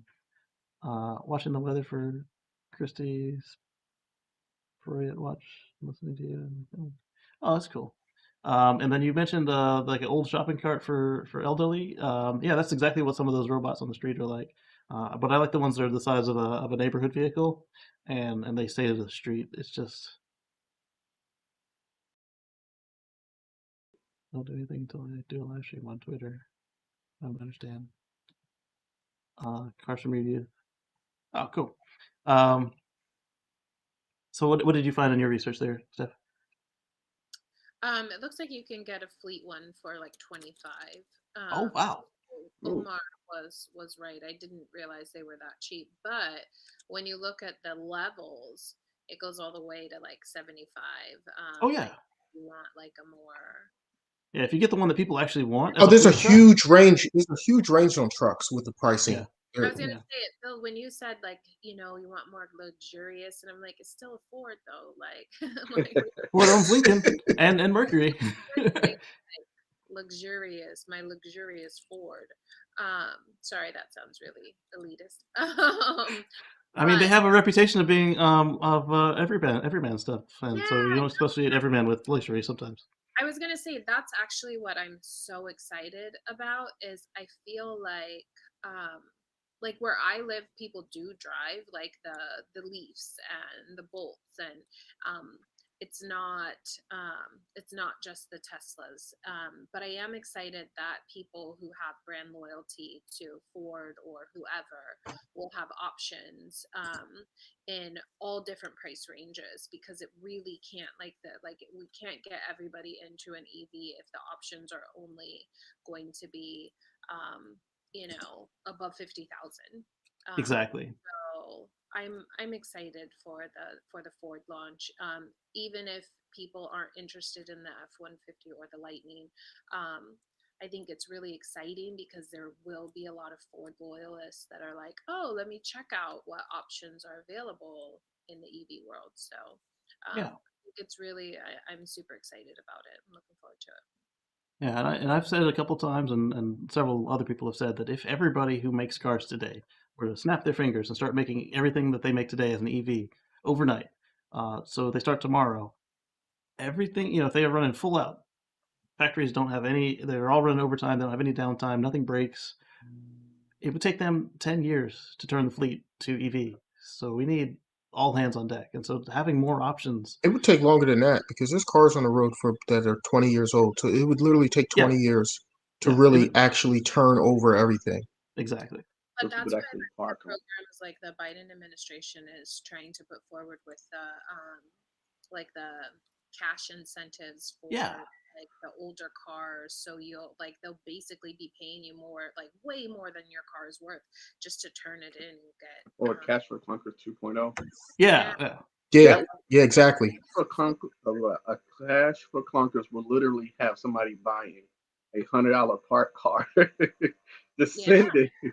I mean, It will take those old junkyard cars and just send them to a dealership. They just got to get it to run Yeah. and yeah. get into like I mean, I was a salesperson at the time that Casper Clunkers was going on, and I took in some trash cars as far as emissions and like them just running into the lot would give somebody an asthma attack, and they were running out in stuff that was like ULEV rated, or even a lot of people did buy hybrids, but the Prius was the number 1 car sold.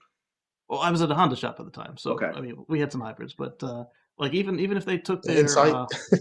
right. I didn't we know had the Civic Hybrid only at the time, but even if they took their 62 Land Yacht and traded it in for a regular Accord, or even the Honda Pilot was still cleaner than what they were trading in. those old school needle nose minivans yeah. with one door I on the think side. I think if they're able to actually get the cash for the clunkers in conjunction with the point of sale rebate, instead of making it off of your taxes, Yeah, I think it will actually change a lot, and And it'll they give need the that states to change the extra. rules. Pardon? yeah. The states, like Georgia, has a no gas tax of like two Oh, hundred and I eighty think dollars. um I Yeah, think that'll Texas just put one in for what 400. yeah, I mean, you have to make it like financially feasible for people that we're going to spend 30,000 or whatever on a good reliable car. Like if you said you're at the Honda dealership, like if I'm buying an Accord, I'm going to pay at least 30,000. Yeah, If I can do that, trade in my old car, and get a point of sale rebate, and there is the infrastructure to support it. So in my community there's charging stations, whether I can put it at my house or not, like those kind of things. I don't think we need 10 years to get there. There's going to be a lot of money that needs to be invested like right now. yeah. We're going to get there. And then the other thing And a they need lot to less pay fighting. attention to is last time we did this, it decimated the used car market, which it doesn't sound like a bad thing, Yeah. but some of the cars that were still clean enough uh, were now like the cars that were not dirty enough to be cash for clunkers. They left the market essentially because now there were no $100, $500, $1,000 cars for folks to buy because there was just a used car shortage at that point. So I'm not saying that it was that they needed to keep those cars that were destroying the environment, our clean air, keep them on the road, but maybe they need to also do something for the cleaner used cars after this incentive goes into effect, so that folks who can move up to a new electric car or a new hybrid, a new plug-in, have incentive to trade in their green rated fossil car for folks that are lower income to make it to work if they aren't serviced by a bus route Have a or any kind rebate. of public transportation. Have it put into a program where, say, somebody that's getting paid 15 and has 3 kids of no fault of their own but uneducation, and that's not even a word, but they can go and say, I need a Ford Fusion hybrid. I can trade in a Ford Fusion hybrid. I can say what program I want to go to. And then that program is going to take that fairly still green car or the Fusion hybrid and send it to this person. And you have the maintenance plan, you have everything that the car's been done, even link it to a dealership where they've done the maintenance and have the records on hand for it. Part of the problem that happened with the used cars like that, that caliber car, that version of it from 2008, in late 2008, early 2009, wasn't that the cars didn't exist. It was that they cost too much, or worse, because there were no other used cars.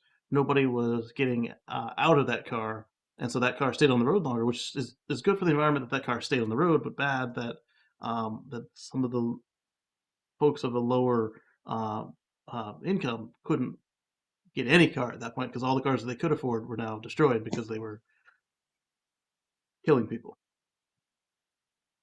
It's So a it's gonna be a delicate balance, and I hope that they've taken that into account this time, but that they don't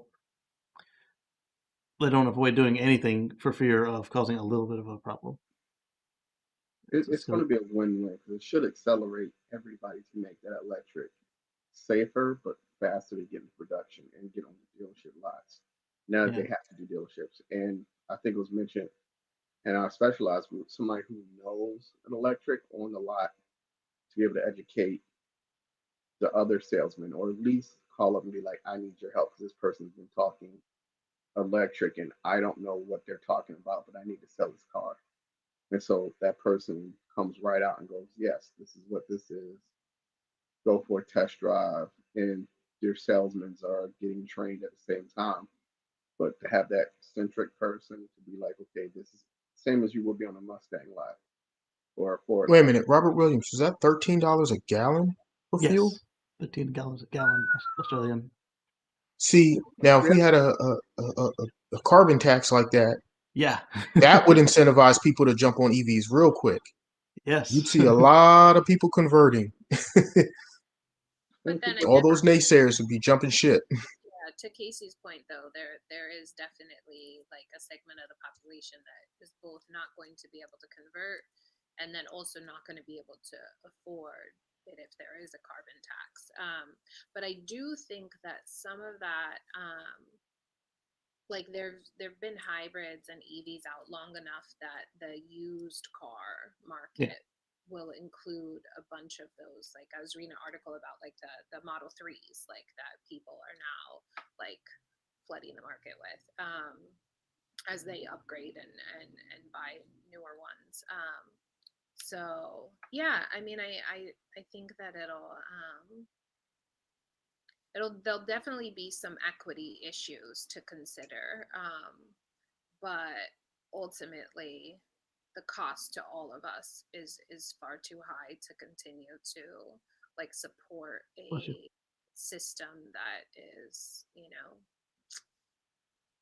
Yeah, and the Well, health effects one of alone. the issues that needs to be solved for electric vehicles, especially for the lower income scale people, is that you have a lot of people, especially in the inner cities, that live in apartments and very close to each other, don't have their own dedicated parking space where they can charge their vehicle.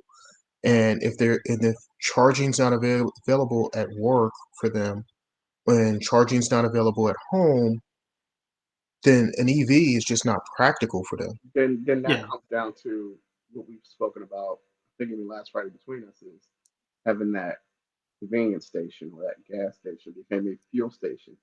There's a charge there, or your landlord gets an incentive yeah, for actually infrastructure. installing a dryer cord, and the education through a nonprofit be there and say this is how an electric runs.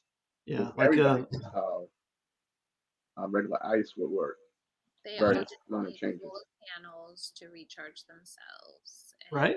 And That'd be But cool. there's Apteros. yeah, Apteros. They there's the solution I like in Europe where half of the light poles actually have that same setup where you bring your own cable and you plug in, and that solves the on street parking problem because where you Well, park has a what's plug. funny is the light poles here in the U.S. used to all have uh Solar panels on top. 110s at the bottom of them, right? And what they Some of them did had 50 was amps. and what they did with a lot of those is they sealed them up. They actually took the cover off of them where the cover used to open up and you used to be able to plug in. They took them all off, they bolted them all up, and they sealed them all up because when there was a big power outage, I forget what year this was, there was this huge blackout near New York City. New York went dark. Yeah, Um, and what happened was everybody went to these light poles that had electricity and were plugging in to charge their phones and stuff like that. Like people were yeah, just using the heck out of them. And so what did they do? The utility companies and stuff like that. Oh, we don't want to pay for all this electricity that everybody's using. They went and they sealed them all up so that way people can't utilize that stuff anymore. And it doesn't have Now, to be free. I mean, like the Ford Mach-E, it's got the car ID, and I think Tesla's got something similar. You plug in, and the car identifies, hey, this is my VIN number. So run the meter, charge them. It doesn't have to be free. right. So that's the thing. As Or maybe far as our infrastructure, free because maybe there are like government subsidies Yeah, for people that they can apply for so that their charging can be free. yeah, that would be great too, because then the people who need it can get their fuel for free or I'd discounted. be calling up And my cousins like, "Hey, let me use your card." No. and I mean, but if we're running it off of if the grid gets green and we're yeah, running it off of renewables like solar and stuff like that, then maybe the charging should be free. Yeah. right, or Man, or reduced, yeah. And if they do it per car, then Steph would have to borrow her cousin's whole car, not just the fueling card. I think that problem be solved if you have. Um, I've seen a wind turbine attached to the light pole, and it doesn't look horrendous. It's not like the regular. Oh, you're talking about the what do they call them? The vertical axis? Yeah, I've seen one where it was like a spinning top, like you would Yeah. have those little drink pouches that the kids would drink with their little Oh wow, he baby was or he, baby squeezed vegetables. Those little tops. It looks like one of those little tops sitting on top of a light post. But if you're in a high wind area, it just spins and all that energy goes straight into powering that light post. And it's such a cool thing to see. I've Googled one, yeah. and it And would be windmills really, don't give you cancer. it would be really great to actually see those. I gotta see if I can pick this up. But what about all the birds the windmills kill? Well, how about this? Make it If so the they birds can see it and they don't want to if they slam into them. paint the windmills, you only Yeah. have to if you so One blade. instead of every blade being the same color, you Yeah. paint one blade a different color, then it makes it much more visible and the birds don't It's fly into it. it's strobes and they're afraid because it looks like something in motion. Versus if it isn't enough motion that they're not used to evolutionary, they can see that this thing is spinning and they'll avoid it. Versus if it looks like just like a disc or a cylinder, depending on if you're talking about a horizontal or vertical axis, they'll avoid it. And traditional windmills kill a lot less birds than people uh, claim that they do. Okay, so this Um, was one I've seen.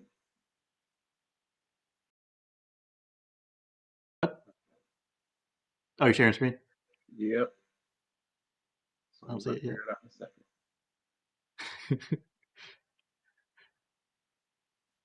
But yeah, we need to green the grid. We need to make it so people can charge away from home. Uh, we need to, yeah. I was This thinking on top, but yeah, that works too. this is beautiful, and see this, and it's actually generating the wind necessary for it. Hmm. That's something that'd be And that's Another, interesting because that design, so you have the light on top and then mhm. you're making this reflective so that it's being illuminated from the light on top, which is making that the bottom piece light up, which is it could also be a caution sign around the curve. Mhm. yeah, that's a very interesting design. Smart. I like it.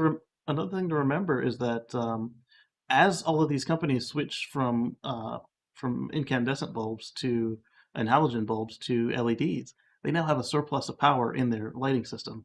So if they want to put an EV charger on there, it's already the right voltage. It's 400 volts for a lot of these things, 480 volts, and you could put a DC fast charger in there, or you could do a bunch of level 2 chargers, and if your charger is of the right manufacturer, you can put a meter on it, and then you can sell that extra electricity, and your system can already handle it. And if you're a place that's open at when the lights are on, now you have customers that are comfortable coming to your place. They can park under a light, so they feel safe at night, and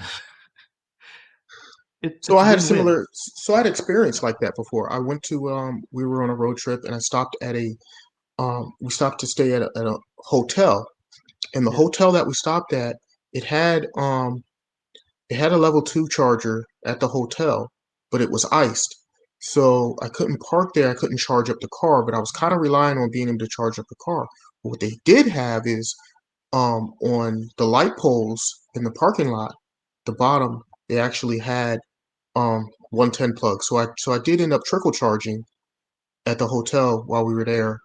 So then the next day when I did go to leave, I had gained some range, which helped me along my way the next day. Yeah. And that's another thing that people uh, should be able to understand when we go with the people who are not near chargers. Like you imagine going over a friend's house and staying a weekend. That 5% or that 10%, whatever, is critical.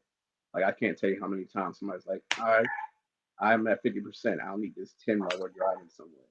So it's always going to work itself out to I think, a pretty good way that people wouldn't need that battery charger. If those light poles can get to that ability where they can be a little bit, they look good doing wind power or even use the wind on top of having a solar on top, and it could be independent or I mean, they it doesn't both even have to just be there. I mean, because that would probably only power the lights. Uh, like Steph was saying, you put it into the grid somewhere else. Like the Tesla superchargers, they're mostly solar powered. Uh, in fact, the Tesla Energy Network puts in more power every year than the supercharger network ever takes out. In fact, more than the cars themselves take out at their houses as well. But the connection is not on top of every supercharger. They actually have it on other people's houses, other people's businesses, and they pump in that amount of energy into the system. So yeah, you might be pulling it out in West Virginia and it's actually cold, but they've actually put in more than you've used in solar into the national grid. yes. And there's even like there are so many actual uh there are so many like I've seen. I will have to take an actual picture of the one that's in downtown McDonough. But it's so genius because it's literally just like this little spinning wheel. Like somebody took the cap off of that little those little pouches that the kids can drink from. Yeah, The little babies. It's somebody took that whole entire blade, put it on top of a light post, and they put the little curved threads in it, and it just spins. And I'm like, and unless I noticed it or unless you look at it, you won't know it's there. And it's so genius because then it spins and there's a little light that emits from it, and it's like, huh. And to your credit, Omar, I still seen a plug in there. So it still was that regular voltage that you can trickle charge off of and have to pay for the parking at the same time. But I've seen that and I can't for the life of me find it online to save my life besides the fancy ones I keep seeing. That looks real good. but it sounds like where Robert's at, they actually have it down. Like so, his mom when she was around, she was able to get discounted charging. And I do like that he turned it in instead of just kind of keeping the card. Keep yourself out of the temptation of using that after she's no longer qualified. But that is phenomenal. It's a great way to make sure that they get to there because I think that you guys have a deadline to be fossil free for new cars, right? And so that helps them get there if she can afford the car, but maybe needs a little assistance with the electric fuel, and that's phenomenal. We should see more of this. I like it. That would be very Yeah. awesome. I think the more they come creative with installing solar wind to make it look good or accent the city to even the actual rural areas, I think the easier it will be with getting that renewable energy in and then drawing more power to mine more crypto. So We don't necessarily need more crypto. Uh, so Harley Davidson, they have a motorcycle called the Livewire, and it's it gets both good and bad reviews, and um, mostly exciting, but a lot of folks are like it's not the loud typical Harley, but it is the loudest EV motorcycle on the market. So it does actually stay in line with their ethos, except it's electric. And a lot of the Harley shops have put in anywhere from 25 to 75 kilowatt fast chargers to support these bikes. they have one So on the street in the next town up. yeah, And so Harley is taking this a step further, and now the Livewire is no longer just a bike. Livewire is now a brand. So they're going to have multiple Livewire models. And I think that this is a move in the right direction, especially as they run into the same situation that Lincoln and Buick and and the others run into, where their customers are getting older and retiring and stopping riding. So bringing in younger customers is a good move, and especially if they do it in an ecologically responsible way.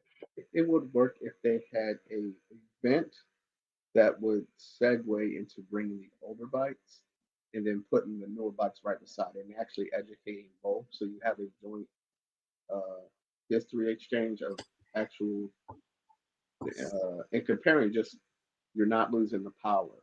You're this is where it is. Hey, I still you can keep what you have, granddad. I'm gonna go ride with you, or we can ride. But if it's at night, we can ride my bike, and I'll let you ride my bike. Or if it's during the daytime, we can have a ride this way.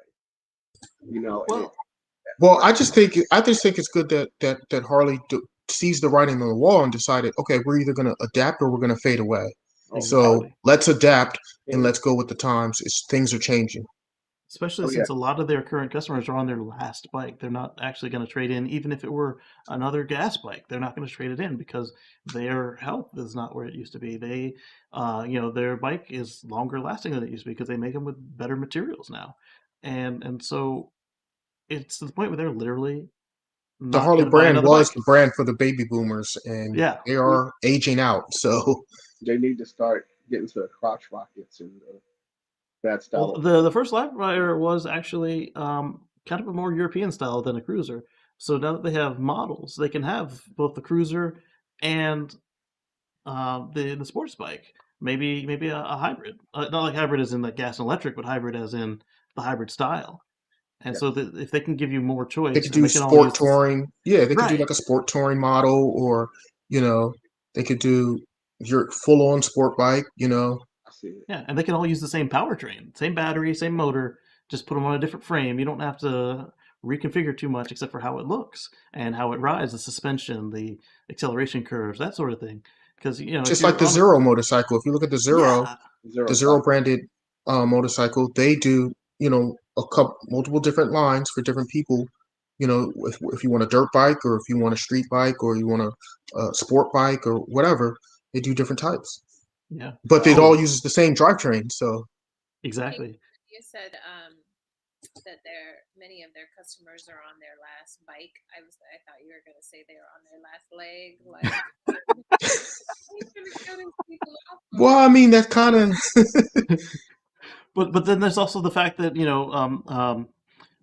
if they were on their last bike for health reasons, perhaps a smoother riding, easier to control, easier to throw around bike now might be able to extend them into one more bike before they retire from motorcycle riding.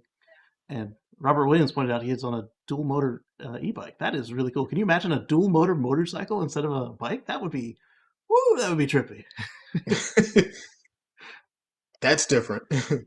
No, it would be so powerful. Or if you're off road, a lot of people do still ride their motorcycles off road, not like a dirt bike, but like literally they just tour on their bikes. And can you imagine something that looks like a cruiser or a European style bike, and it's like just off in the mud and the dirt, and it's just tearing it up. I think if Zero Saki and well, that's the way Travis explained it to me.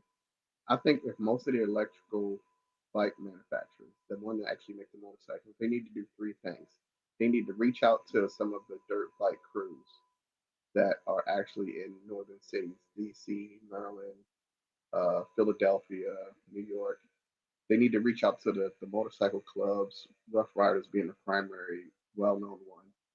They could reach out to them, start doing uh, events where they're doing those, and then actually go to the motocross, to the X Games. Once you hit the motorcycle club market and the X Games market, then they should sell just, especially with the instant torque, without having to rev. You can start having them back in stadiums again without having to worry about uh, the carbon footprint being inside of an arena that can hold the dirt and be cleaned out.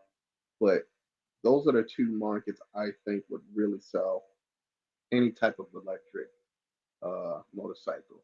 You have to cater towards the bike clubs because those are down here even big for the small towns have their own 3 or 4 bike clubs.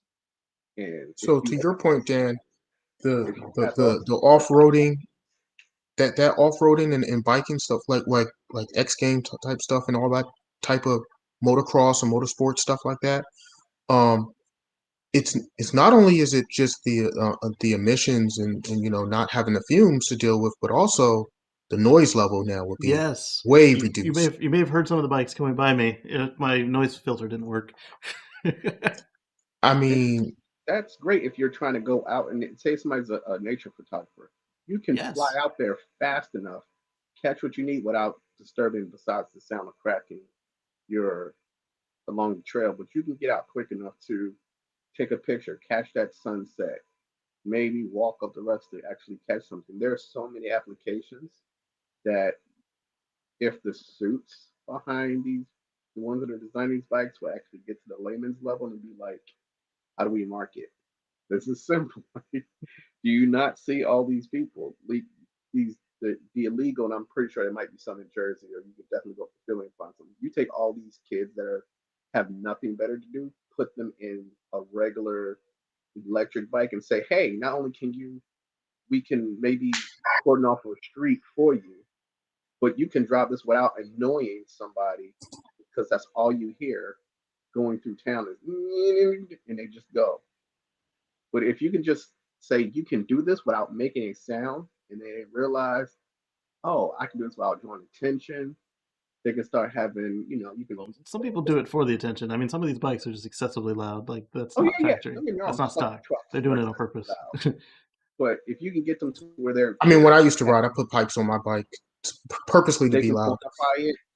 They can quantify it. You can be like, hey, let's make this and I've always thought about this. Make this into an event to where you can start to make money off your tricks. You can show off your bikes and just I don't basically know that create today's that e-bikes buzzer. are suited to doing tricks. They're really heavy. Somebody will They're charge. almost motorcycle like. Like Robert William pointed out, this one is illegally fast at 60 miles per hour, and it can do 40 miles at that 60. I say illegally because the electric bicycles are capped at 40 to 45, depending on your country, and uh, and he said it's available for just 3,000 pounds. That's really cool. I think there's a way to actually segue it so that it's not so much as ignoring your past. It's we have to segue it just a little further so we can cover out a space where both can coexist at the same time. Well, I mean, every vehicle, if it goes fossil free, you don't have to change anything but the fuel source. So there's already customers out there for every vehicle type. They've obviously all been selling.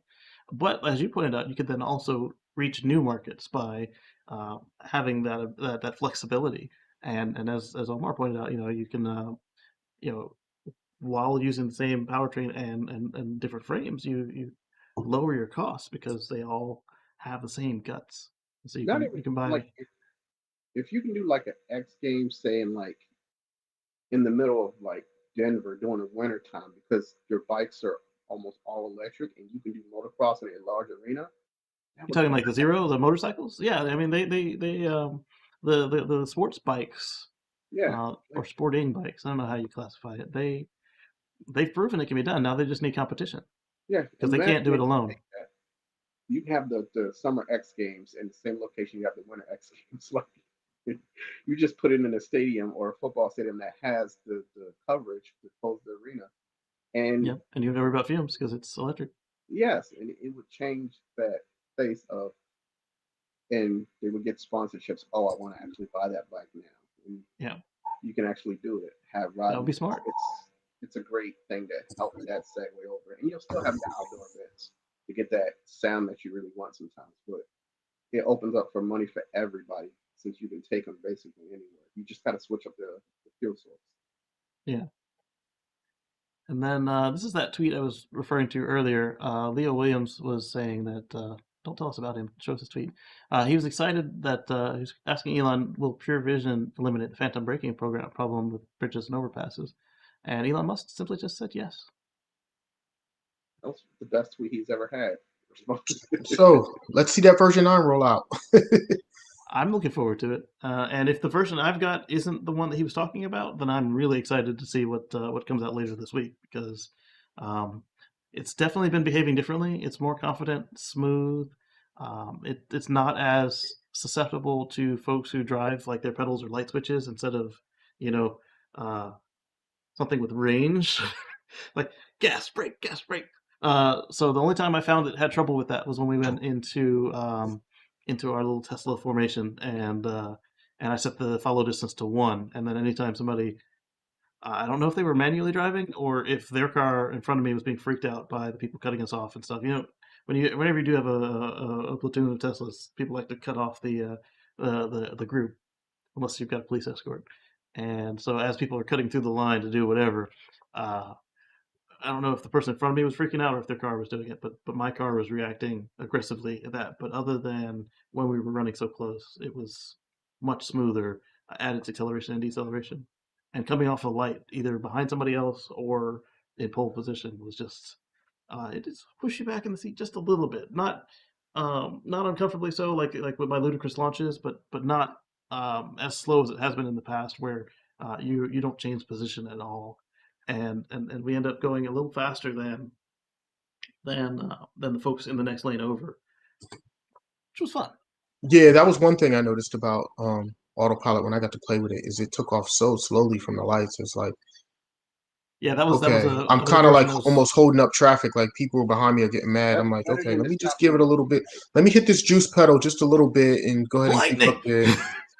Get it up to speed a little bit, and then I'll let off, and then let it Yeah, drive for itself after that. So yeah, that Better than stopping that at that a version you green were light. on had a little bit of difficulties coming up to speed. But once it hit 30, you notice once you hit 30, then it would just take off. It's like, where was all this a minute ago? When I first driven a Y and I get that 0 to 58, as Monique can tell me, I stopped I at mean, a yeah, if Omar stomped the lightning pedal, it would have done it. But like on the cruise acceleration, for some reason, coming off just from the letting stop it sign do for it on Joel its Beta. own. no, It I it let was it stop. really slow taking off. We were coming up to a light. The turns were red. The green was straight, and I let it go, and it just stopped at the green. I'm like, "What are you doing?" Like, Yeah, right now it stops at greens unless there's somebody to follow. And at the yeah, time you were driving, it probably stopped at every green regardless, because that was it stopped at that one green. It freaked me out, but there were no other cars behind off. me. So I was like, "I'll take Yes, you had to do is hit the. it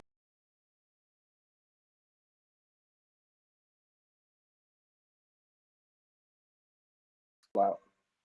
They don't like us talking about green stuff, do they? Yeah. So as Omar was confirming, yeah, if you're off road, go ahead.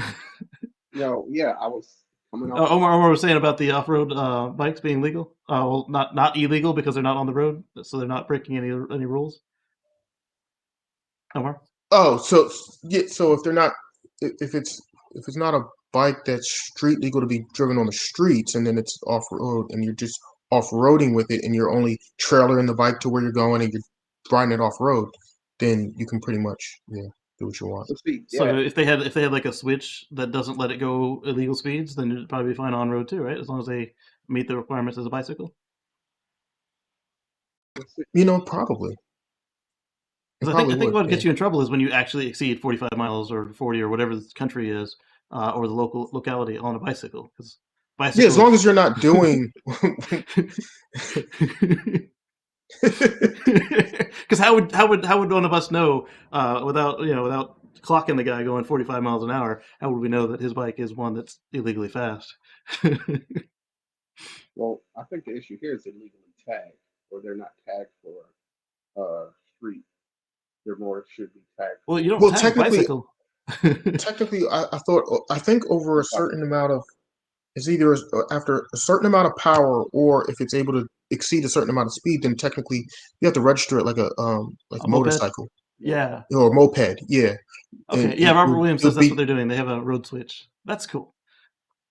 I definitely get that. Yeah, I definitely that get is really cool.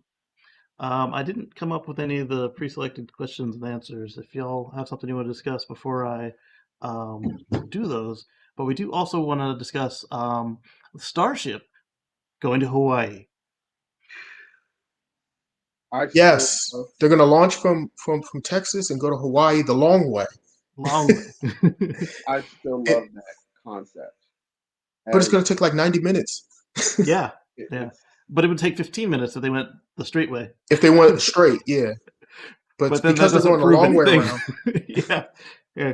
Because at that distance, they would be ballistic, and it would look like a cruise missile rather than than a rocket. right? so the one thing that excites me about that is there was actual when I heard about that ability, it reminded me, and I've seen this in a comic back in the 90s, but I think the hero is North Star. He's Canadian. He's part of the LGBTQ community before it was well known, but his suit was something that allowed him to stay stationary and allowed the Earth to orbit below him, which was ingenious because to your eye, he would just disappear, but actually, while they were floating above the actual Earth, the Earth had to move below him. So it was stationary based on his.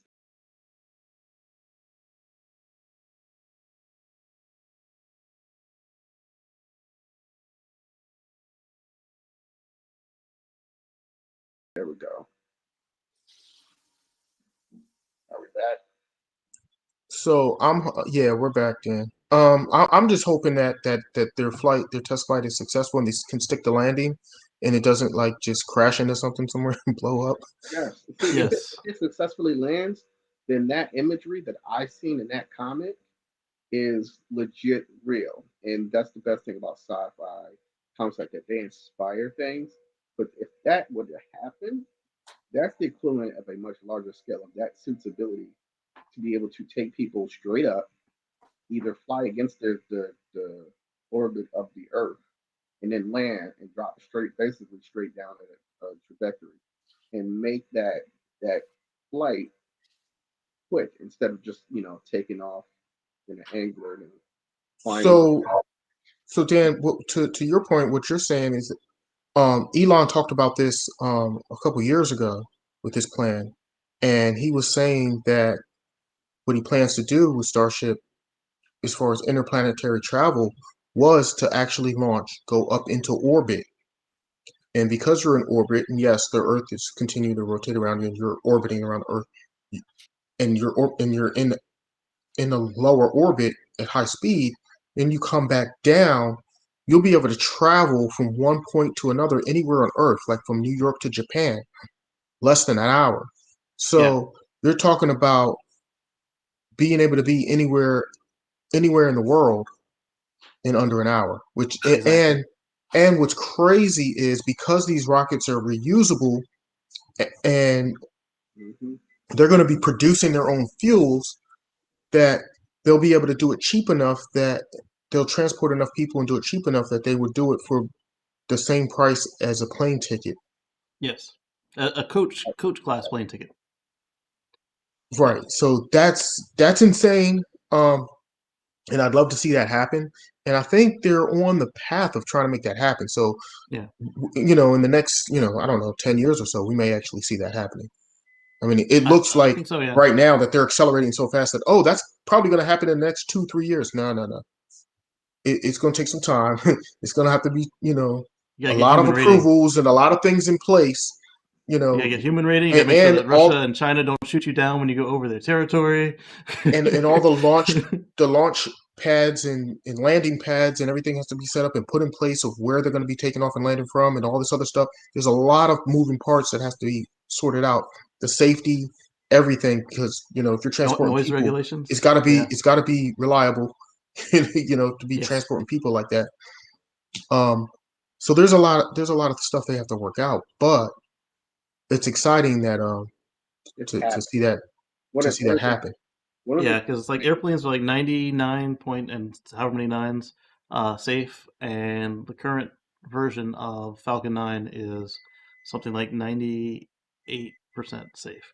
So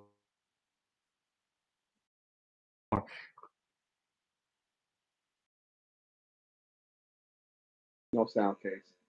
Am I froze or is Casey froze? It am was I Casey. frozen? I got no sound. I Oh, have no you were sound. froze. You dropped out, but you're back. Oh, okay.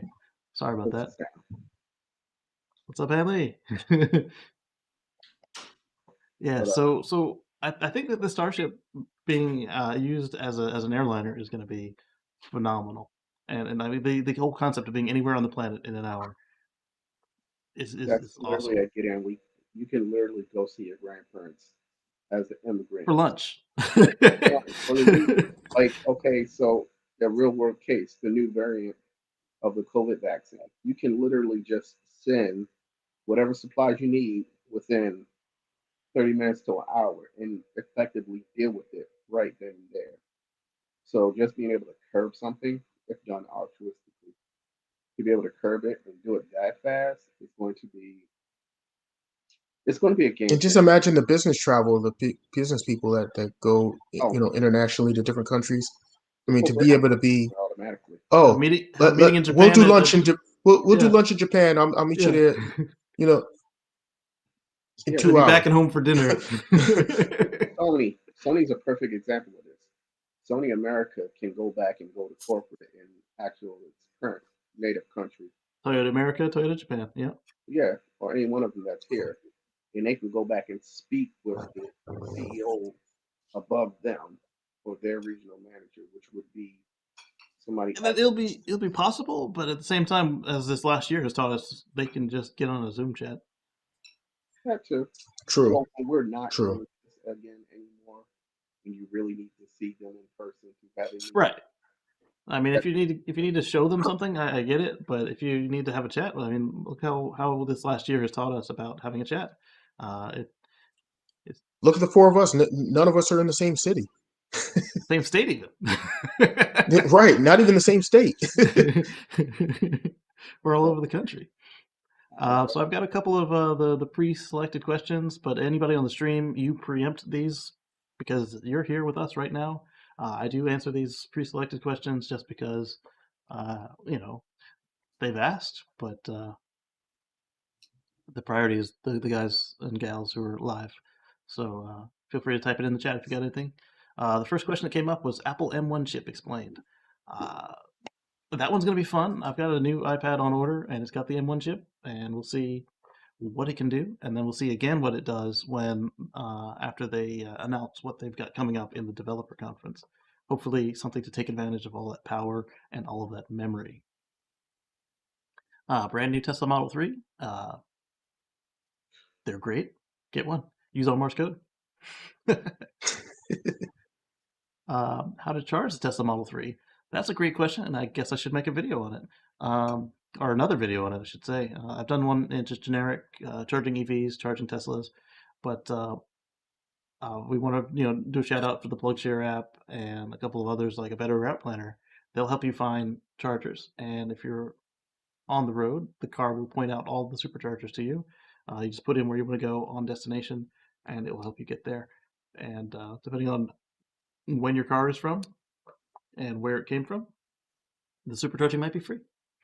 And as we saw with the Ford Mach-E, it also has a database of chargers in it, as does the Volvo and the Polestar. They have a better route planner built in, so it already knows how much energy you're using and what stations can do and where they are. So it actually has a leg up in those two vehicles. one of But the better we'll get parts, more into charging your Tesla Model 3 in the future. Go ahead, Dan. one of the better parts is there's a lot of charges that are either pennies Oh yeah, or they're everywhere. free. But until I know you for a start couple. needing them or looking at them, you won't know um, just how much it is. Like I was having a chat with Stephanie the other day, and I showed her how many free chargers there are in her region. It was surprising, wasn't It it? Yeah, was a ton. yeah, Oh, it's a lot more than you think until you actually, start really digging down and looking at them. And if you look on PlugShare or Better Route Planner and There's find them. I know of, and there are yeah. mostly in areas It where was a ton. you have to spend money. Like it's located centrally. It's like, oh, I can go here and eat. I can go here to shop. Those are normally the places that have it. And they're just that's when they put up their own. Yeah, I Then like it when they there's do it that way. Volta. Yeah, then there's places like Volta, or companies like Volta, which will sell it to a plaza, and the plaza's like, hey, put up your advertising here. And when they come to charge, they go, oh, I need to go over this Kroger's and get a carton of eggs anyways. Or I need to go to that McDonald's over there because kids want chicken nuggets. And it So works. when is FSD really coming out? Great question, Hadley. That's a great question. Nobody knows. I mean, if you go by Elon time, 2 weeks. 2 weeks. We just do it in 2 more California. weeks. we should have already had that already, right? Yes. But the subscription model is supposed to be coming out soon. Yeah, So next month, right? yeah, so Yeah. we're looking at the subscription. However, w- I don't know. Nobody knows when it's going to be actually I, real w- full I would self-driving. I would think we should start to see some semblance of what's going on shortly after the subscription comes out because he's going to want to raise the price of the subscription immediately. And on top of that, so hopefully it locks you in on whatever price you're in on. But I can see him wanting to raise the price right away when he adds the features. But right now, you get some features that I don't know that I would pay monthly for. I mean, I personally would, but I don't know that a normal person would. You get lane change. You get navigate on autopilot. You get smart summon, auto park. You get yeah. So so Wait a minute. um, We're not gonna have the summons in mind. Not if you didn't get not if you full don't self have drive. FSD. What the fuck? Are you Probably watch language on the channel. So wait, really? yeah, you're Really? not going to be flexing with that. So So the so the smart summon is part of the FSD package. You gotta really? read. You gotta read what you're getting. You gotta read. I saw that price tag and I was like, Yeah, but you didn't read the rest. You didn't read what it included or what it. All you saw was the price. All you saw was numbers. You gotta read the rest of it. so so man, so at this point, you can add it before your car is delivered, and it'll have it when you pick it up, for or you can wait for first $10,000. But the price is going to go up or you can if he wait. adds features. to flex Or on folks. or Yes, you the can flex on girls. If you buy it now, it'd be 10 grand, and you own it outright. And Elon says it's only going up, so we're expecting 12 to 14 for the next feature release, where it actually gets more capable. Wait, so And only the older ones came with it then? no, none of them came with full self drive. Like I had to pay 8,000 for everybody mine. had to pay for it. None of them came with it automatically. It Yeah, was always an upgrade. and then it went down for a while, so my 8,000 was ridiculous. It went Oh down yeah, the to price has 6. fluctuated. It has fluctuated over time.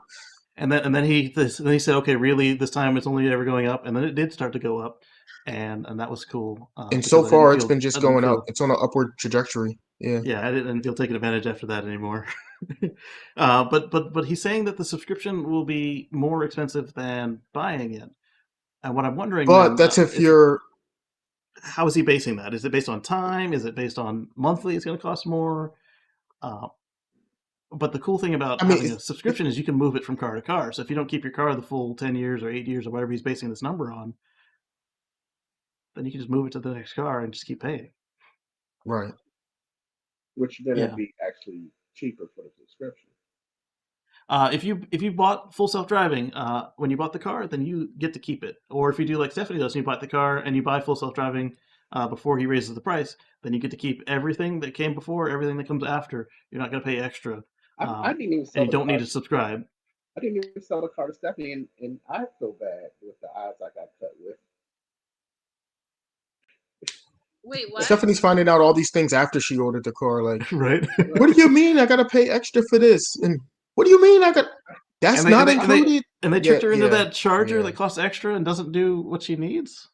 And I they feel I like mean, it'll work, but it's not what you need. I'm sorry, Stephanie. Get I the didn't Tesla do it, but charger. I'm sorry. order. Yeah. Did they cancel that for you yet? Yep. So it was $6.99. Ouch. And they still haven't canceled it. Do you not need me and Omar But to get on the phone conference call with you and help them? I called like that next Monday. I wanted because I ordered it. It was like 2 o'clock in the morning, going down my checklist, like, and I ended up calling that next Monday, and they were like, it hasn't shipped yet. But apparently, since they're back ordered, Yeah. they haven't shipped. They haven't shipped my order. So even though it's been a couple weeks, they said they can't cancel it until they actually process the order, which makes no sense. It seems I like think they're scamming you. yeah, maybe. that's what it sounds like. I mean, because if they haven't done anything, it's real easy to make it disappear. I mean, it's American Express, so they'll. It just doesn't make sense. I know a Yeah, lawyer.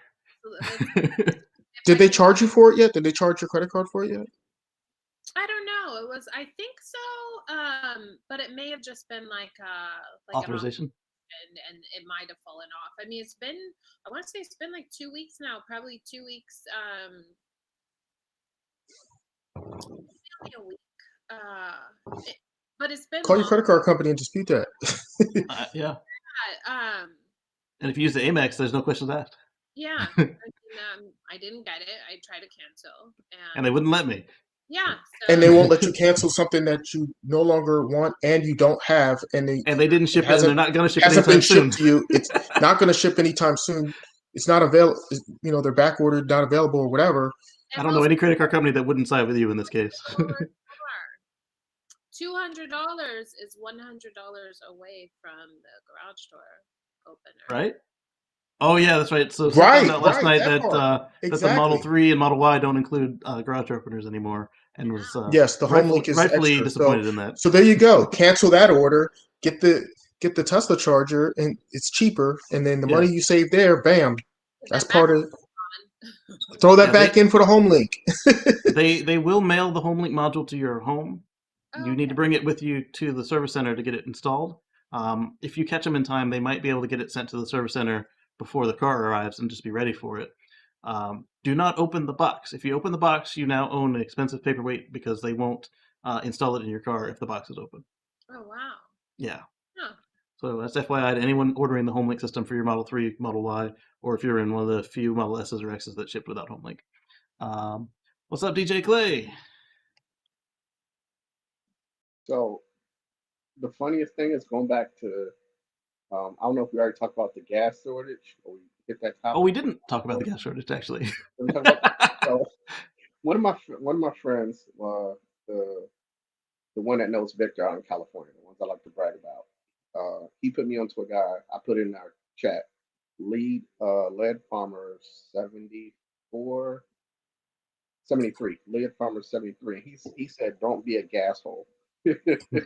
Indeed. Which was so neat. I put it in our chat for y'all to clip, but it was funny because, like we saw with the meme I put up, you've become the very thing you swore to destroy, with the gas cans being on the back of the.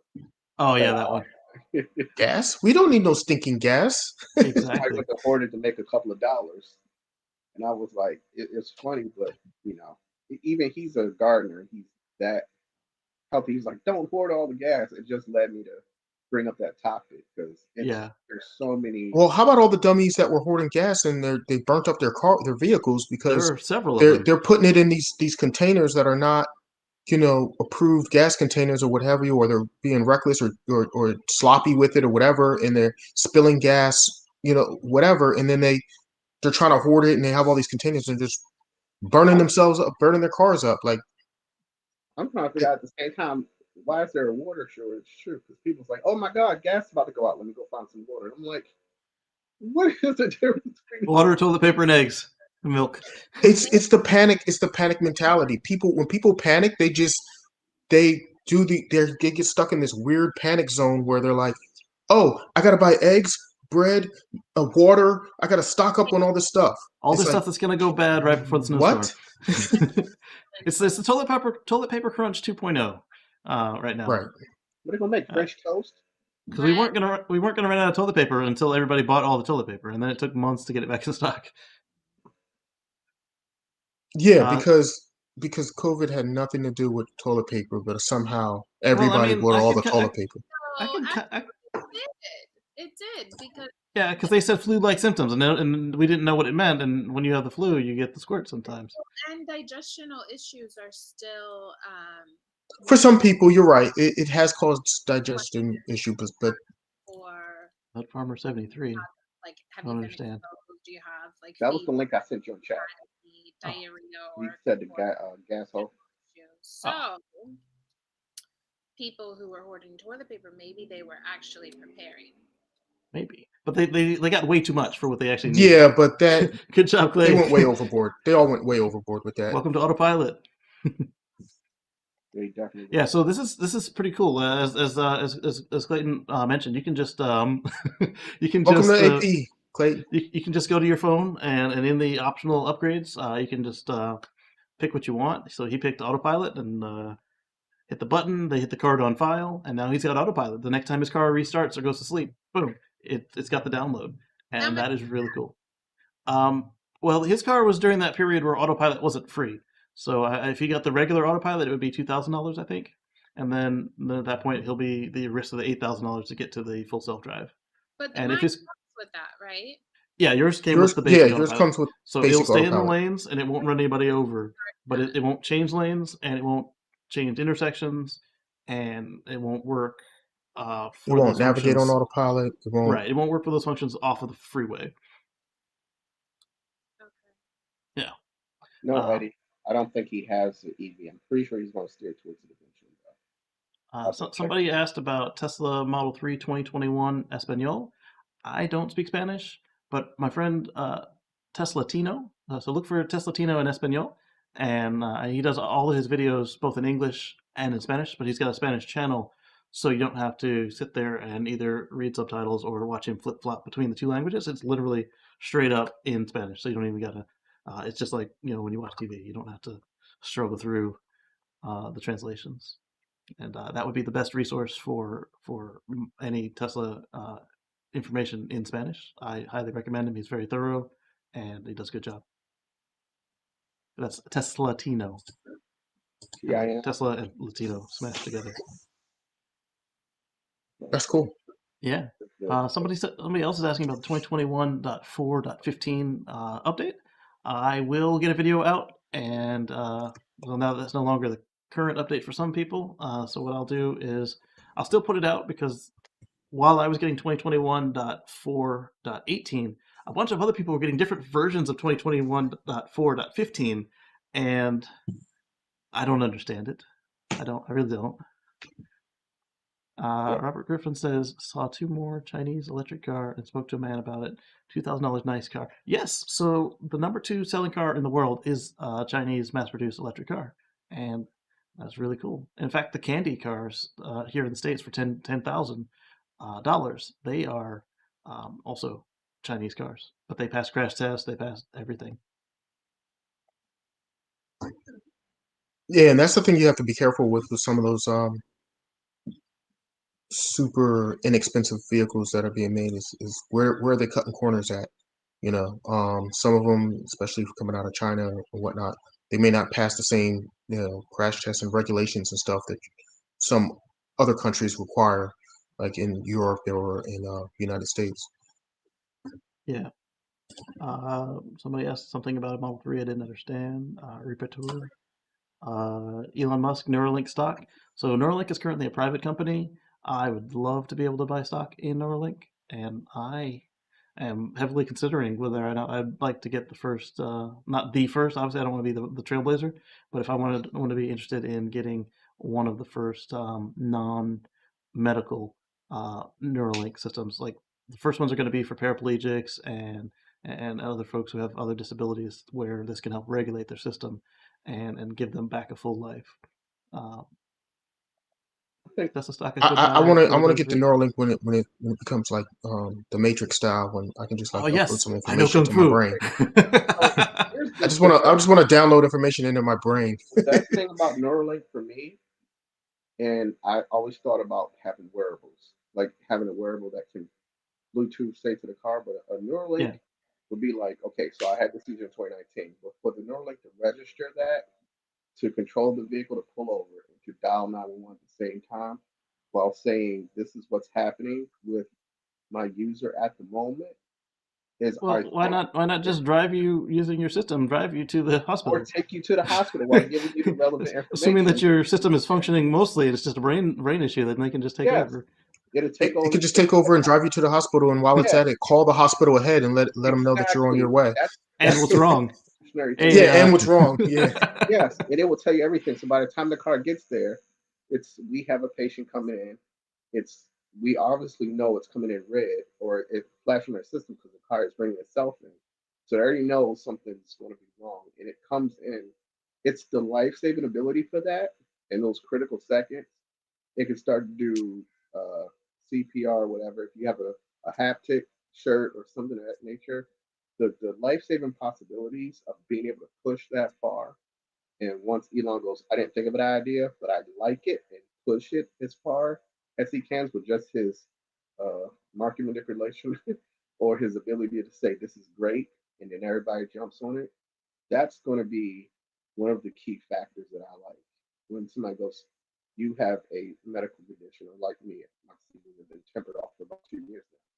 But to be able to go, oh, this can connect it, and then you have that compression or that haptic suit that goes, you'll need chest compressions in the process. So that the chip, your haptic suit, the car are all uh, one system, and then it can Well, connect. why would you have a haptic suit if you already have a brain interface? Who's going to do these chest compressions? Or just keep the electrical. Oh yeah, you're right. Keep the electrical system connected. The synapses firing. Well, I yeah, would, they could probably do that, but I mean, that's what they have like the AFibs for, the automated defibrillators. yeah, but you wouldn't need to feel it unless the heart stops. Right. Well, no, you don't need it if it stops. You need it if it goes into an arrhythmia. If it stops, you Yes, you need something else. that's correct. Because if you Yeah, shock a heart that's already stopped, it's no good. yeah, but Just even cooking it. so, Yeah, that doesn't work. just be able to have that ability, even on the basic level, for the Neuralink to connect with the car, to be able to connect with the closest hospital system as you're driving. So no matter where you are, it will take you to the closest hospital.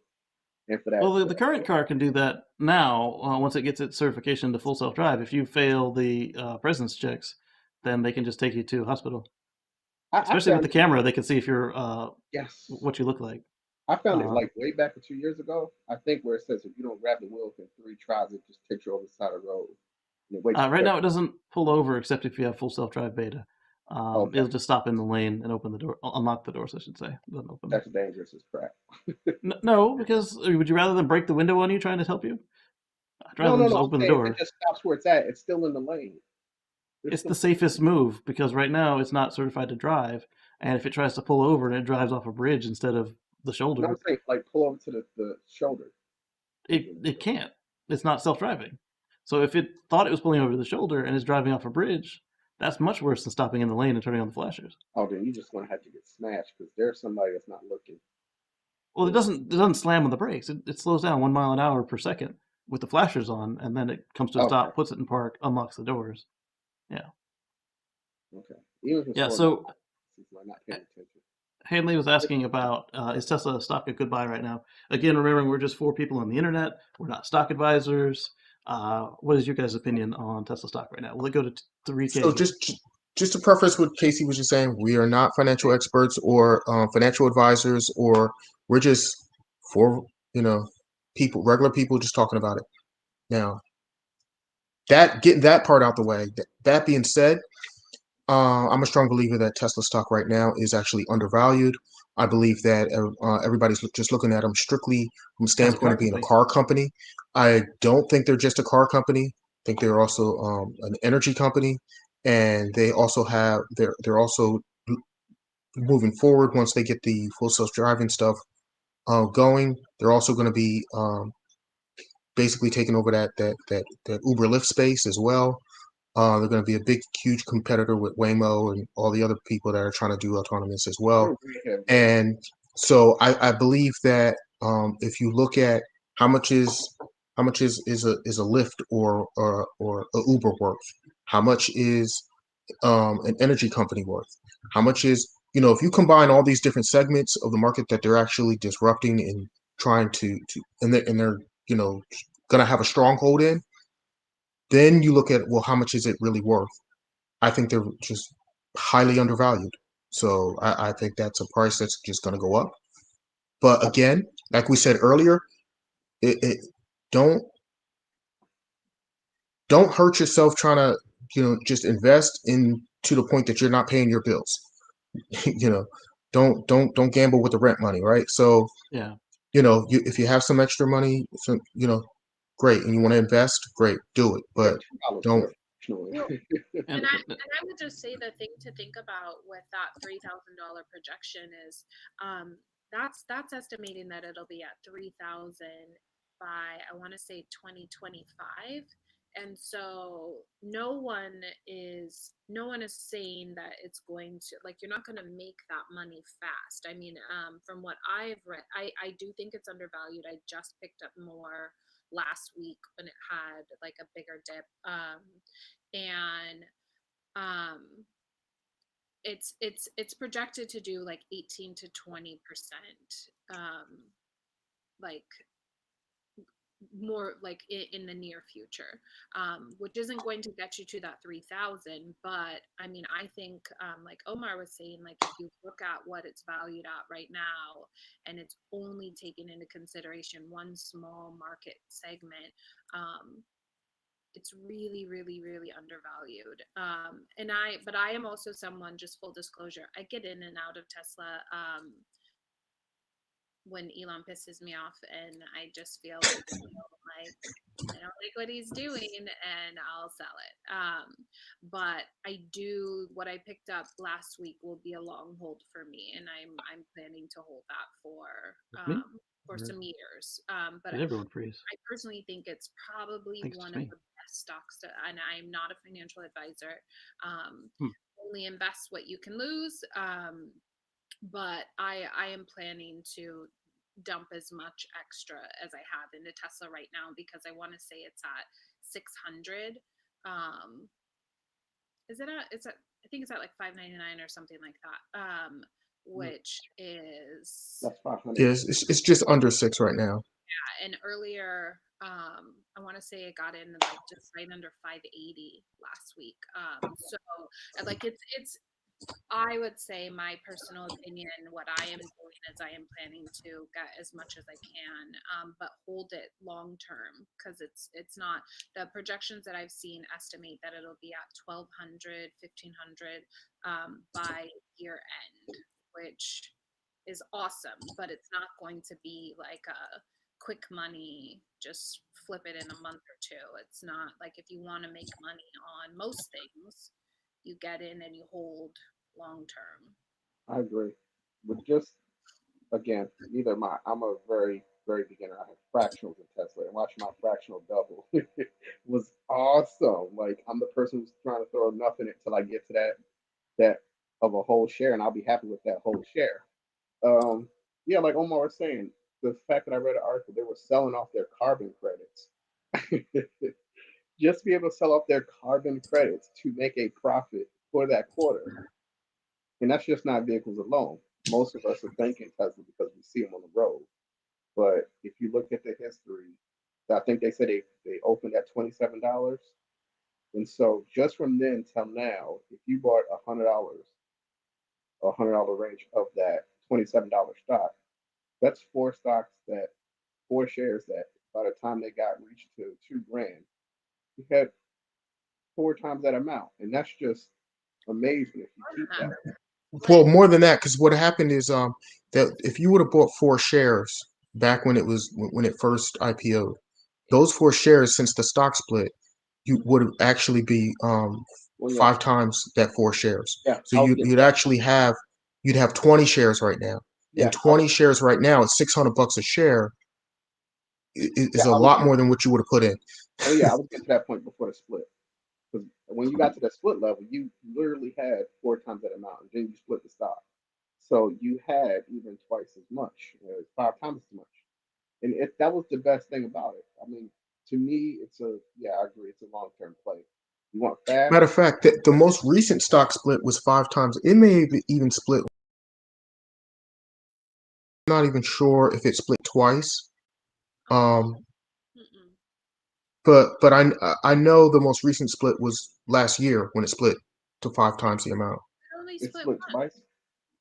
Yeah, I wasn't following it from the very, very beginning. I've only been following them for the last like 4 years or so as far as stock goes. So I wasn't sure if it was twice or once. I So think, it's once. Okay. yeah. Yeah, I thought it was only once. I was like, Okay. split twice? How baller is that? Split twice. Like, but yeah, Well, just they wouldn't have been the first company to do that. I mean, that's not it's one of the unheard of. most of the most publicly known. companies to actually do it that effectively. But yeah, just going off the history, and that's just me being aware of it and realizing it went public in 12 and see that just, I think that that is I would tell anybody if your budget spares you out and you say, rather than buy this Starbucks, go a fraction of the Tesla. It's going to pay Yeah, I out. can't hear. It's easy for me. It's a no brainer.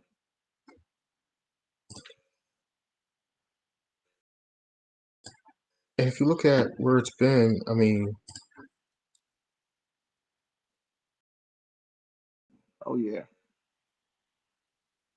if you had it if you bought into it like a year ago and just held it, you made a bunch of money. Um, Now don't expect that type of growth every year. Somehow it was just discovered that, oh yeah, they are viable because they started making profit instead of losing money. But and they finally got included in the S&P 500. So having multiple quarters in a row of profitability, along with the inclusion into the S&P 500, had skyrocketed their value. However, um, there's still a lot of potential growth to be had. It's just not going to grow at that same skyrocketed rate. It's not just going to hockey stick up like that. But Yeah. I think it kind of could though. Like if you look at just the momentum, and then like if the Biden administration is able to pass all the investment in like in infrastructure, like targeting EVs, I think it could. I don't know. I'm excited It's not impossible. to see, and I also just kind of feel like Tesla stock has not been like heavily, like the stock has never been like heavily corresponding to what like it's actually worked, like the numbers. It's mostly just the potential, and so I see it going up. I think it could get really Well, I'm good. definitely holding on to mine. I'm a buy and hold type of person when it comes to um, Tesla Yeah. or any really solid companies that I really believe in, that I believe have a lot of potential in them, and are going to be around for a long period of time. So I buy and I just hold. I'm not a day trader. I'm not just I don't just buy and sell. I just hold. So Tesla is definitely part of my portfolio. But It depends again, on the day for me, and my uh, mood. I feel like. yeah, okay. So you're emotional with it. I'm not. So it's part of my portfolio. It's part of my whole overall portfolio. It's good to stay diverse. But yeah, I just buy and hold, and that's what I do. But again, everybody's different, so you do what you do. How much stock do you buy per paycheck? Fractional. Everybody's financial situation is different, so you Fractional. shouldn't base what I'm doing off of what you should be doing. You know, I'll put it this that's way. something for you to determine on your own of what In, in, what you're going to be in investing. my case, I'm not buying a whole share Tesla. I'm not really that ballerish. But for me, say if I buy a comic book average for $5 or $4, if I can say I wait till it goes on sale for 250, I'll take that difference and go buy a partial of the share or fractional. Or if I just want to skip that book for that week, I'll go put that towards the fractional of the Tesla. There's no way I'm buying a $587.74 share right at the moment, as I'm still fairly new and not that baller. But that's what I would normally put. If it was an expendable, something that's not necessarily but comforting to me, then yeah, I would be like, okay, do I wait to get this now? Can I just do it later? Yeah, $5, throw it straight at Tesla again. 'Cause other than crypto back last year in 2020, that was where I would throw all the spare change in my $7.60 is. Never likes to say it goes straight into Tesla because it has that track record of performing. So it's just what they say in the commercial: set it and forget it. It's Yeah, just so the Nevery he was referring to is our friend Nevery from the 3-minute gas fill video. 3-minute gas bill. So yeah, Um, that's what I would do for of a pay per paycheck. It's not necessarily per paycheck. It's when I have that spare, and it's coming from an expendable that could be diverted from somewhere else. I would say also that it doesn't matter how much money you have to invest. Like it's always worth talking to a financial advisor to get a good idea of like what kind of investments you should be making and what like how to use your money however much it is in the way that's going to best serve your immediate needs, your short-term needs, and your long-term needs. So definitely, I mean, you can reach out to a financial advisor and get some like individual like tips for like your specific financial situation because it doesn't matter what rando people, not that we're random people, We're but randos. it doesn't matter. We're essentially. We're rando people. same short-term needs, the same long-term, the same amount of disposable income or whatever. Like you can't do what everybody else is doing. And Yeah. I mean, I think it goes back to like what I was saying earlier. Like I really do worry about like this influx of all of the retail investors who are putting money that they can't afford to lose into individual stocks that might not give them, continued like Growth. short term, like really good short term growth. And I just, you know, don't invest what you can't lose because you might just lose it short term. Yep. Um, but yeah, talk to somebody. Like most people will talk to you for free, also, just to get a picture of your financial situation. So Yeah. Another good point, short term don't versus long term. don't think you have to have hundreds of thousands of dollars to invest. Talk to somebody, um, especially college. Stephanie, you're breaking up. Yeah. Another good point at the short term versus long term is if you are holding onto your stock for less than a year at a time, you incur a higher tax implication when you sell the the um, the item. Short-term capital gains tax Exactly. is higher than the long-term capital gain tax. So And yeah, and you and definitely get. yeah, and you do expose yourself to the opportunity of capital gains losses actually, but it doesn't count if you buy back into that stock in a certain amount of time. So again, you want to speak with professionals on this sort of situation, especially your tax professional, even if you're not going to talk to a investing professional, because again, we're not tax people either. So, um, And I Robert definitely agree. William, huh? I definitely agree, Stephanie, on the retail investors throwing a stupid amount of money into stuff like GME, AMC, like stuff like that. It's ridiculous to follow people who are reacting emotionally. Be like, yeah, let's squeeze them. Don't Yeah. So dump be careful. Be all your careful. money into like 20 shares. That's stupid. Even if you want to indulge in that, don't throw. This Right. I wouldn't say it's necessarily stupid, but it's definitely gambling and not Yes. advised. So Robert Williams was talking about his friend who lost an arm and now has a robotic arm. So yes, the Neuralink is something that would allow them to control this directly, rather than using what nerve endings they may have in what's left of their arm. So that's pretty cool. And Andy Feimster said that he has a P8 or had a 18 P100D just like mine. It was sold on the interstate last month, and I'm sorry to hear that, and I'm glad that you are okay, because ultimately these are just things, and we can replace them, but we can't replace people, which is why I like Elon's mantra of starting with the safe car, then make it fun to drive, then make it clean for the environment. So safety first, and I love it, and I'm glad to hear that it saved you. Our Model S was hit 3 times by a semi truck on the freeway. It was rammed repeatedly, and it saved us, and I'm glad it did. I don't know And if I've we heard were. so many more stories about the Teslas basically saving people's lives because of how safe they are.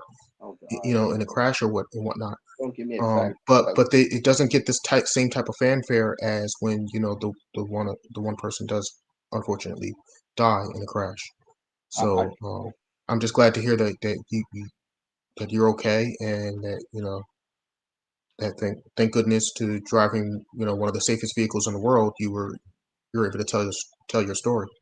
Yeah. yes. I they have been showing a profit now for the last 8 quarters, or six or 8 quarters, but it's always been kind of minuscule because, like you said, they are reinvesting back in the business, which is what a lot of these uh, professional, not necessarily professional investors, but these professional stock talking heads on the news don't understand. That not only is it not just a car company, but they're building 4 factories at one time. They're building R&D for batteries. They're putting money back into the company, and that freaks people out for some reason. The same stuff they used to say about Amazon back when Amazon was building all these warehouses, all these data centers, and whenever Bezos needed to show a profit, he would adjust the knobs, and you'd end up with a $1 profit or a $10 profit, and so it's the Just same that. sort of situation. And people look back and be like, "Oh, that was just smart." But right And now, it's in the funny, thick of it, some of the talking heads are funny because they'll say, "Oh, well, they're spending all this money. See, electric cars aren't profitable. They can't make profit off of this. They're barely scraping a profit at all whatsoever. Look, most of their profit is coming from the energy credits that their competitors Hmm. are paying them for, and that's the Right. only reason why they're profitable. And when then they stop paying for their energy credits, they're not going to be profitable anymore. And blah blah blah blah blah. And they fail to really see the big picture.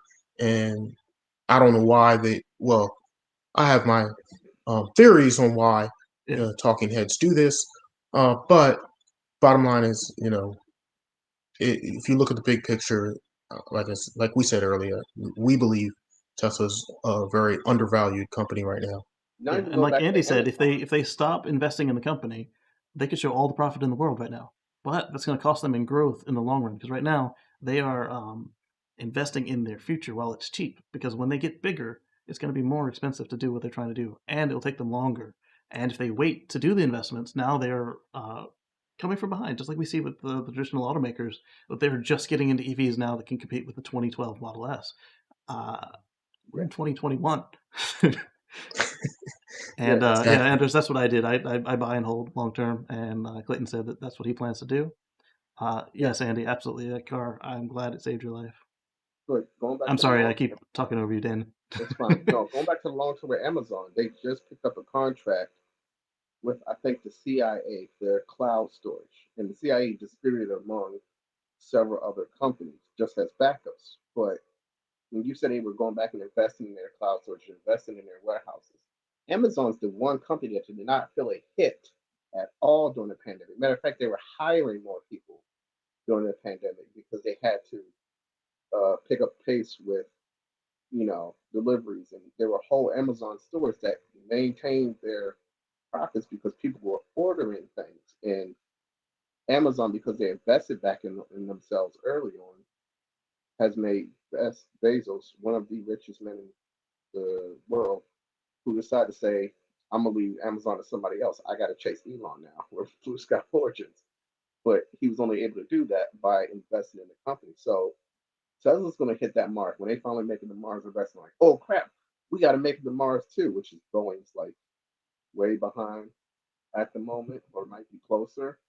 I don't think it's looking sleek. So it's investing in. I never hear a talking head about the thing unless they make a joke at the expense of like Nikola Motors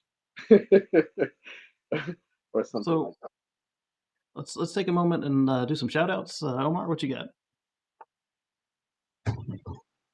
Oh, you starting Yeah, with me? um, well, first and foremost, thank you everybody for watching, everybody's viewing. Um, you can catch us here every week. We're usually here, and I don't have a channel right now, so I'm just kind of hanging out with Casey. yep. Every Sunday, right around 1:10 or so Eastern. What do you got for us, Steph, as shout outs? Is she frozen? She Am looks I like she's frozen? frozen. Oh, okay. It looks like Well, Steph's frozen. okay, we'll Yeah, come we back to her. What do you got, Dan? um shoot. I want y'all to follow me when I start my YouTube channel. It's gonna basically document me going from ICE to hybrid to learning about electric as I go into electric from the viewpoint of knowing too much to figuring out what actually is true as I go to it. Whether it's also run into those free charges because a lot of people have those questions and they can follow those questions along with me while I'm sitting here freaking out, being like, I got this new car, and what did I do with it? And nothing's working to what I actually read. So I'll actually start doing that once I get it set. Besides doing my hijinks and my outtakes of when my kids, if we've known doing Zooms, they interrupt my takes. And so Absolutely. I'll have that up. Thank you, Casey, for giving us this platform for doing anything. I'll Thanks for probably have coming some by. self And self absolutely, thank you, image Anders, for coming and sponsorships. watching. And Yeah. I appreciate the feedback. So those And self image yes, sponsorships. congrats on the autopilot, Clayton. Yes, yes. Um, yeah, that's pretty much all my shout outs. Follow if you're going to get I'm out when I get the next car. I'm outfitted with all of the customized wheel covers and stuff from GG Apparel Products. Follow on Facebook. I'll link that eventually next time, but that's it.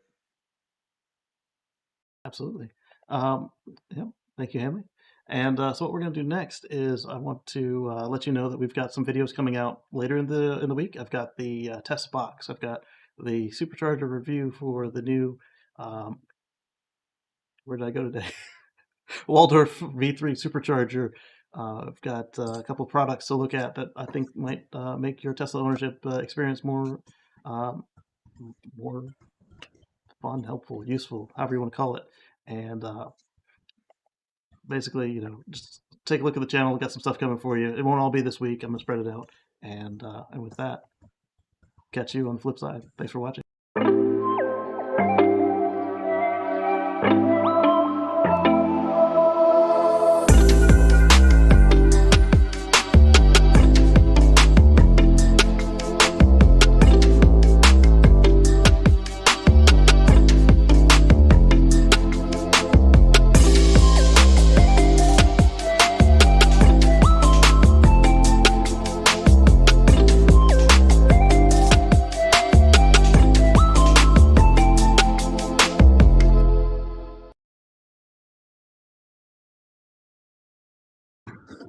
Quick bonus round for Clayton. The referral programs are rumored to be changing, and it's going to be rumored to be focused on Butts and getting seats. butts and seats, exactly. And so basically, if you have any friends who want to experience your Tesla, have your app ready, have them download the app, and be prepared. But it hasn't been done yet. It's a rumor. We'll see what happens, and we'll catch you on the flip side.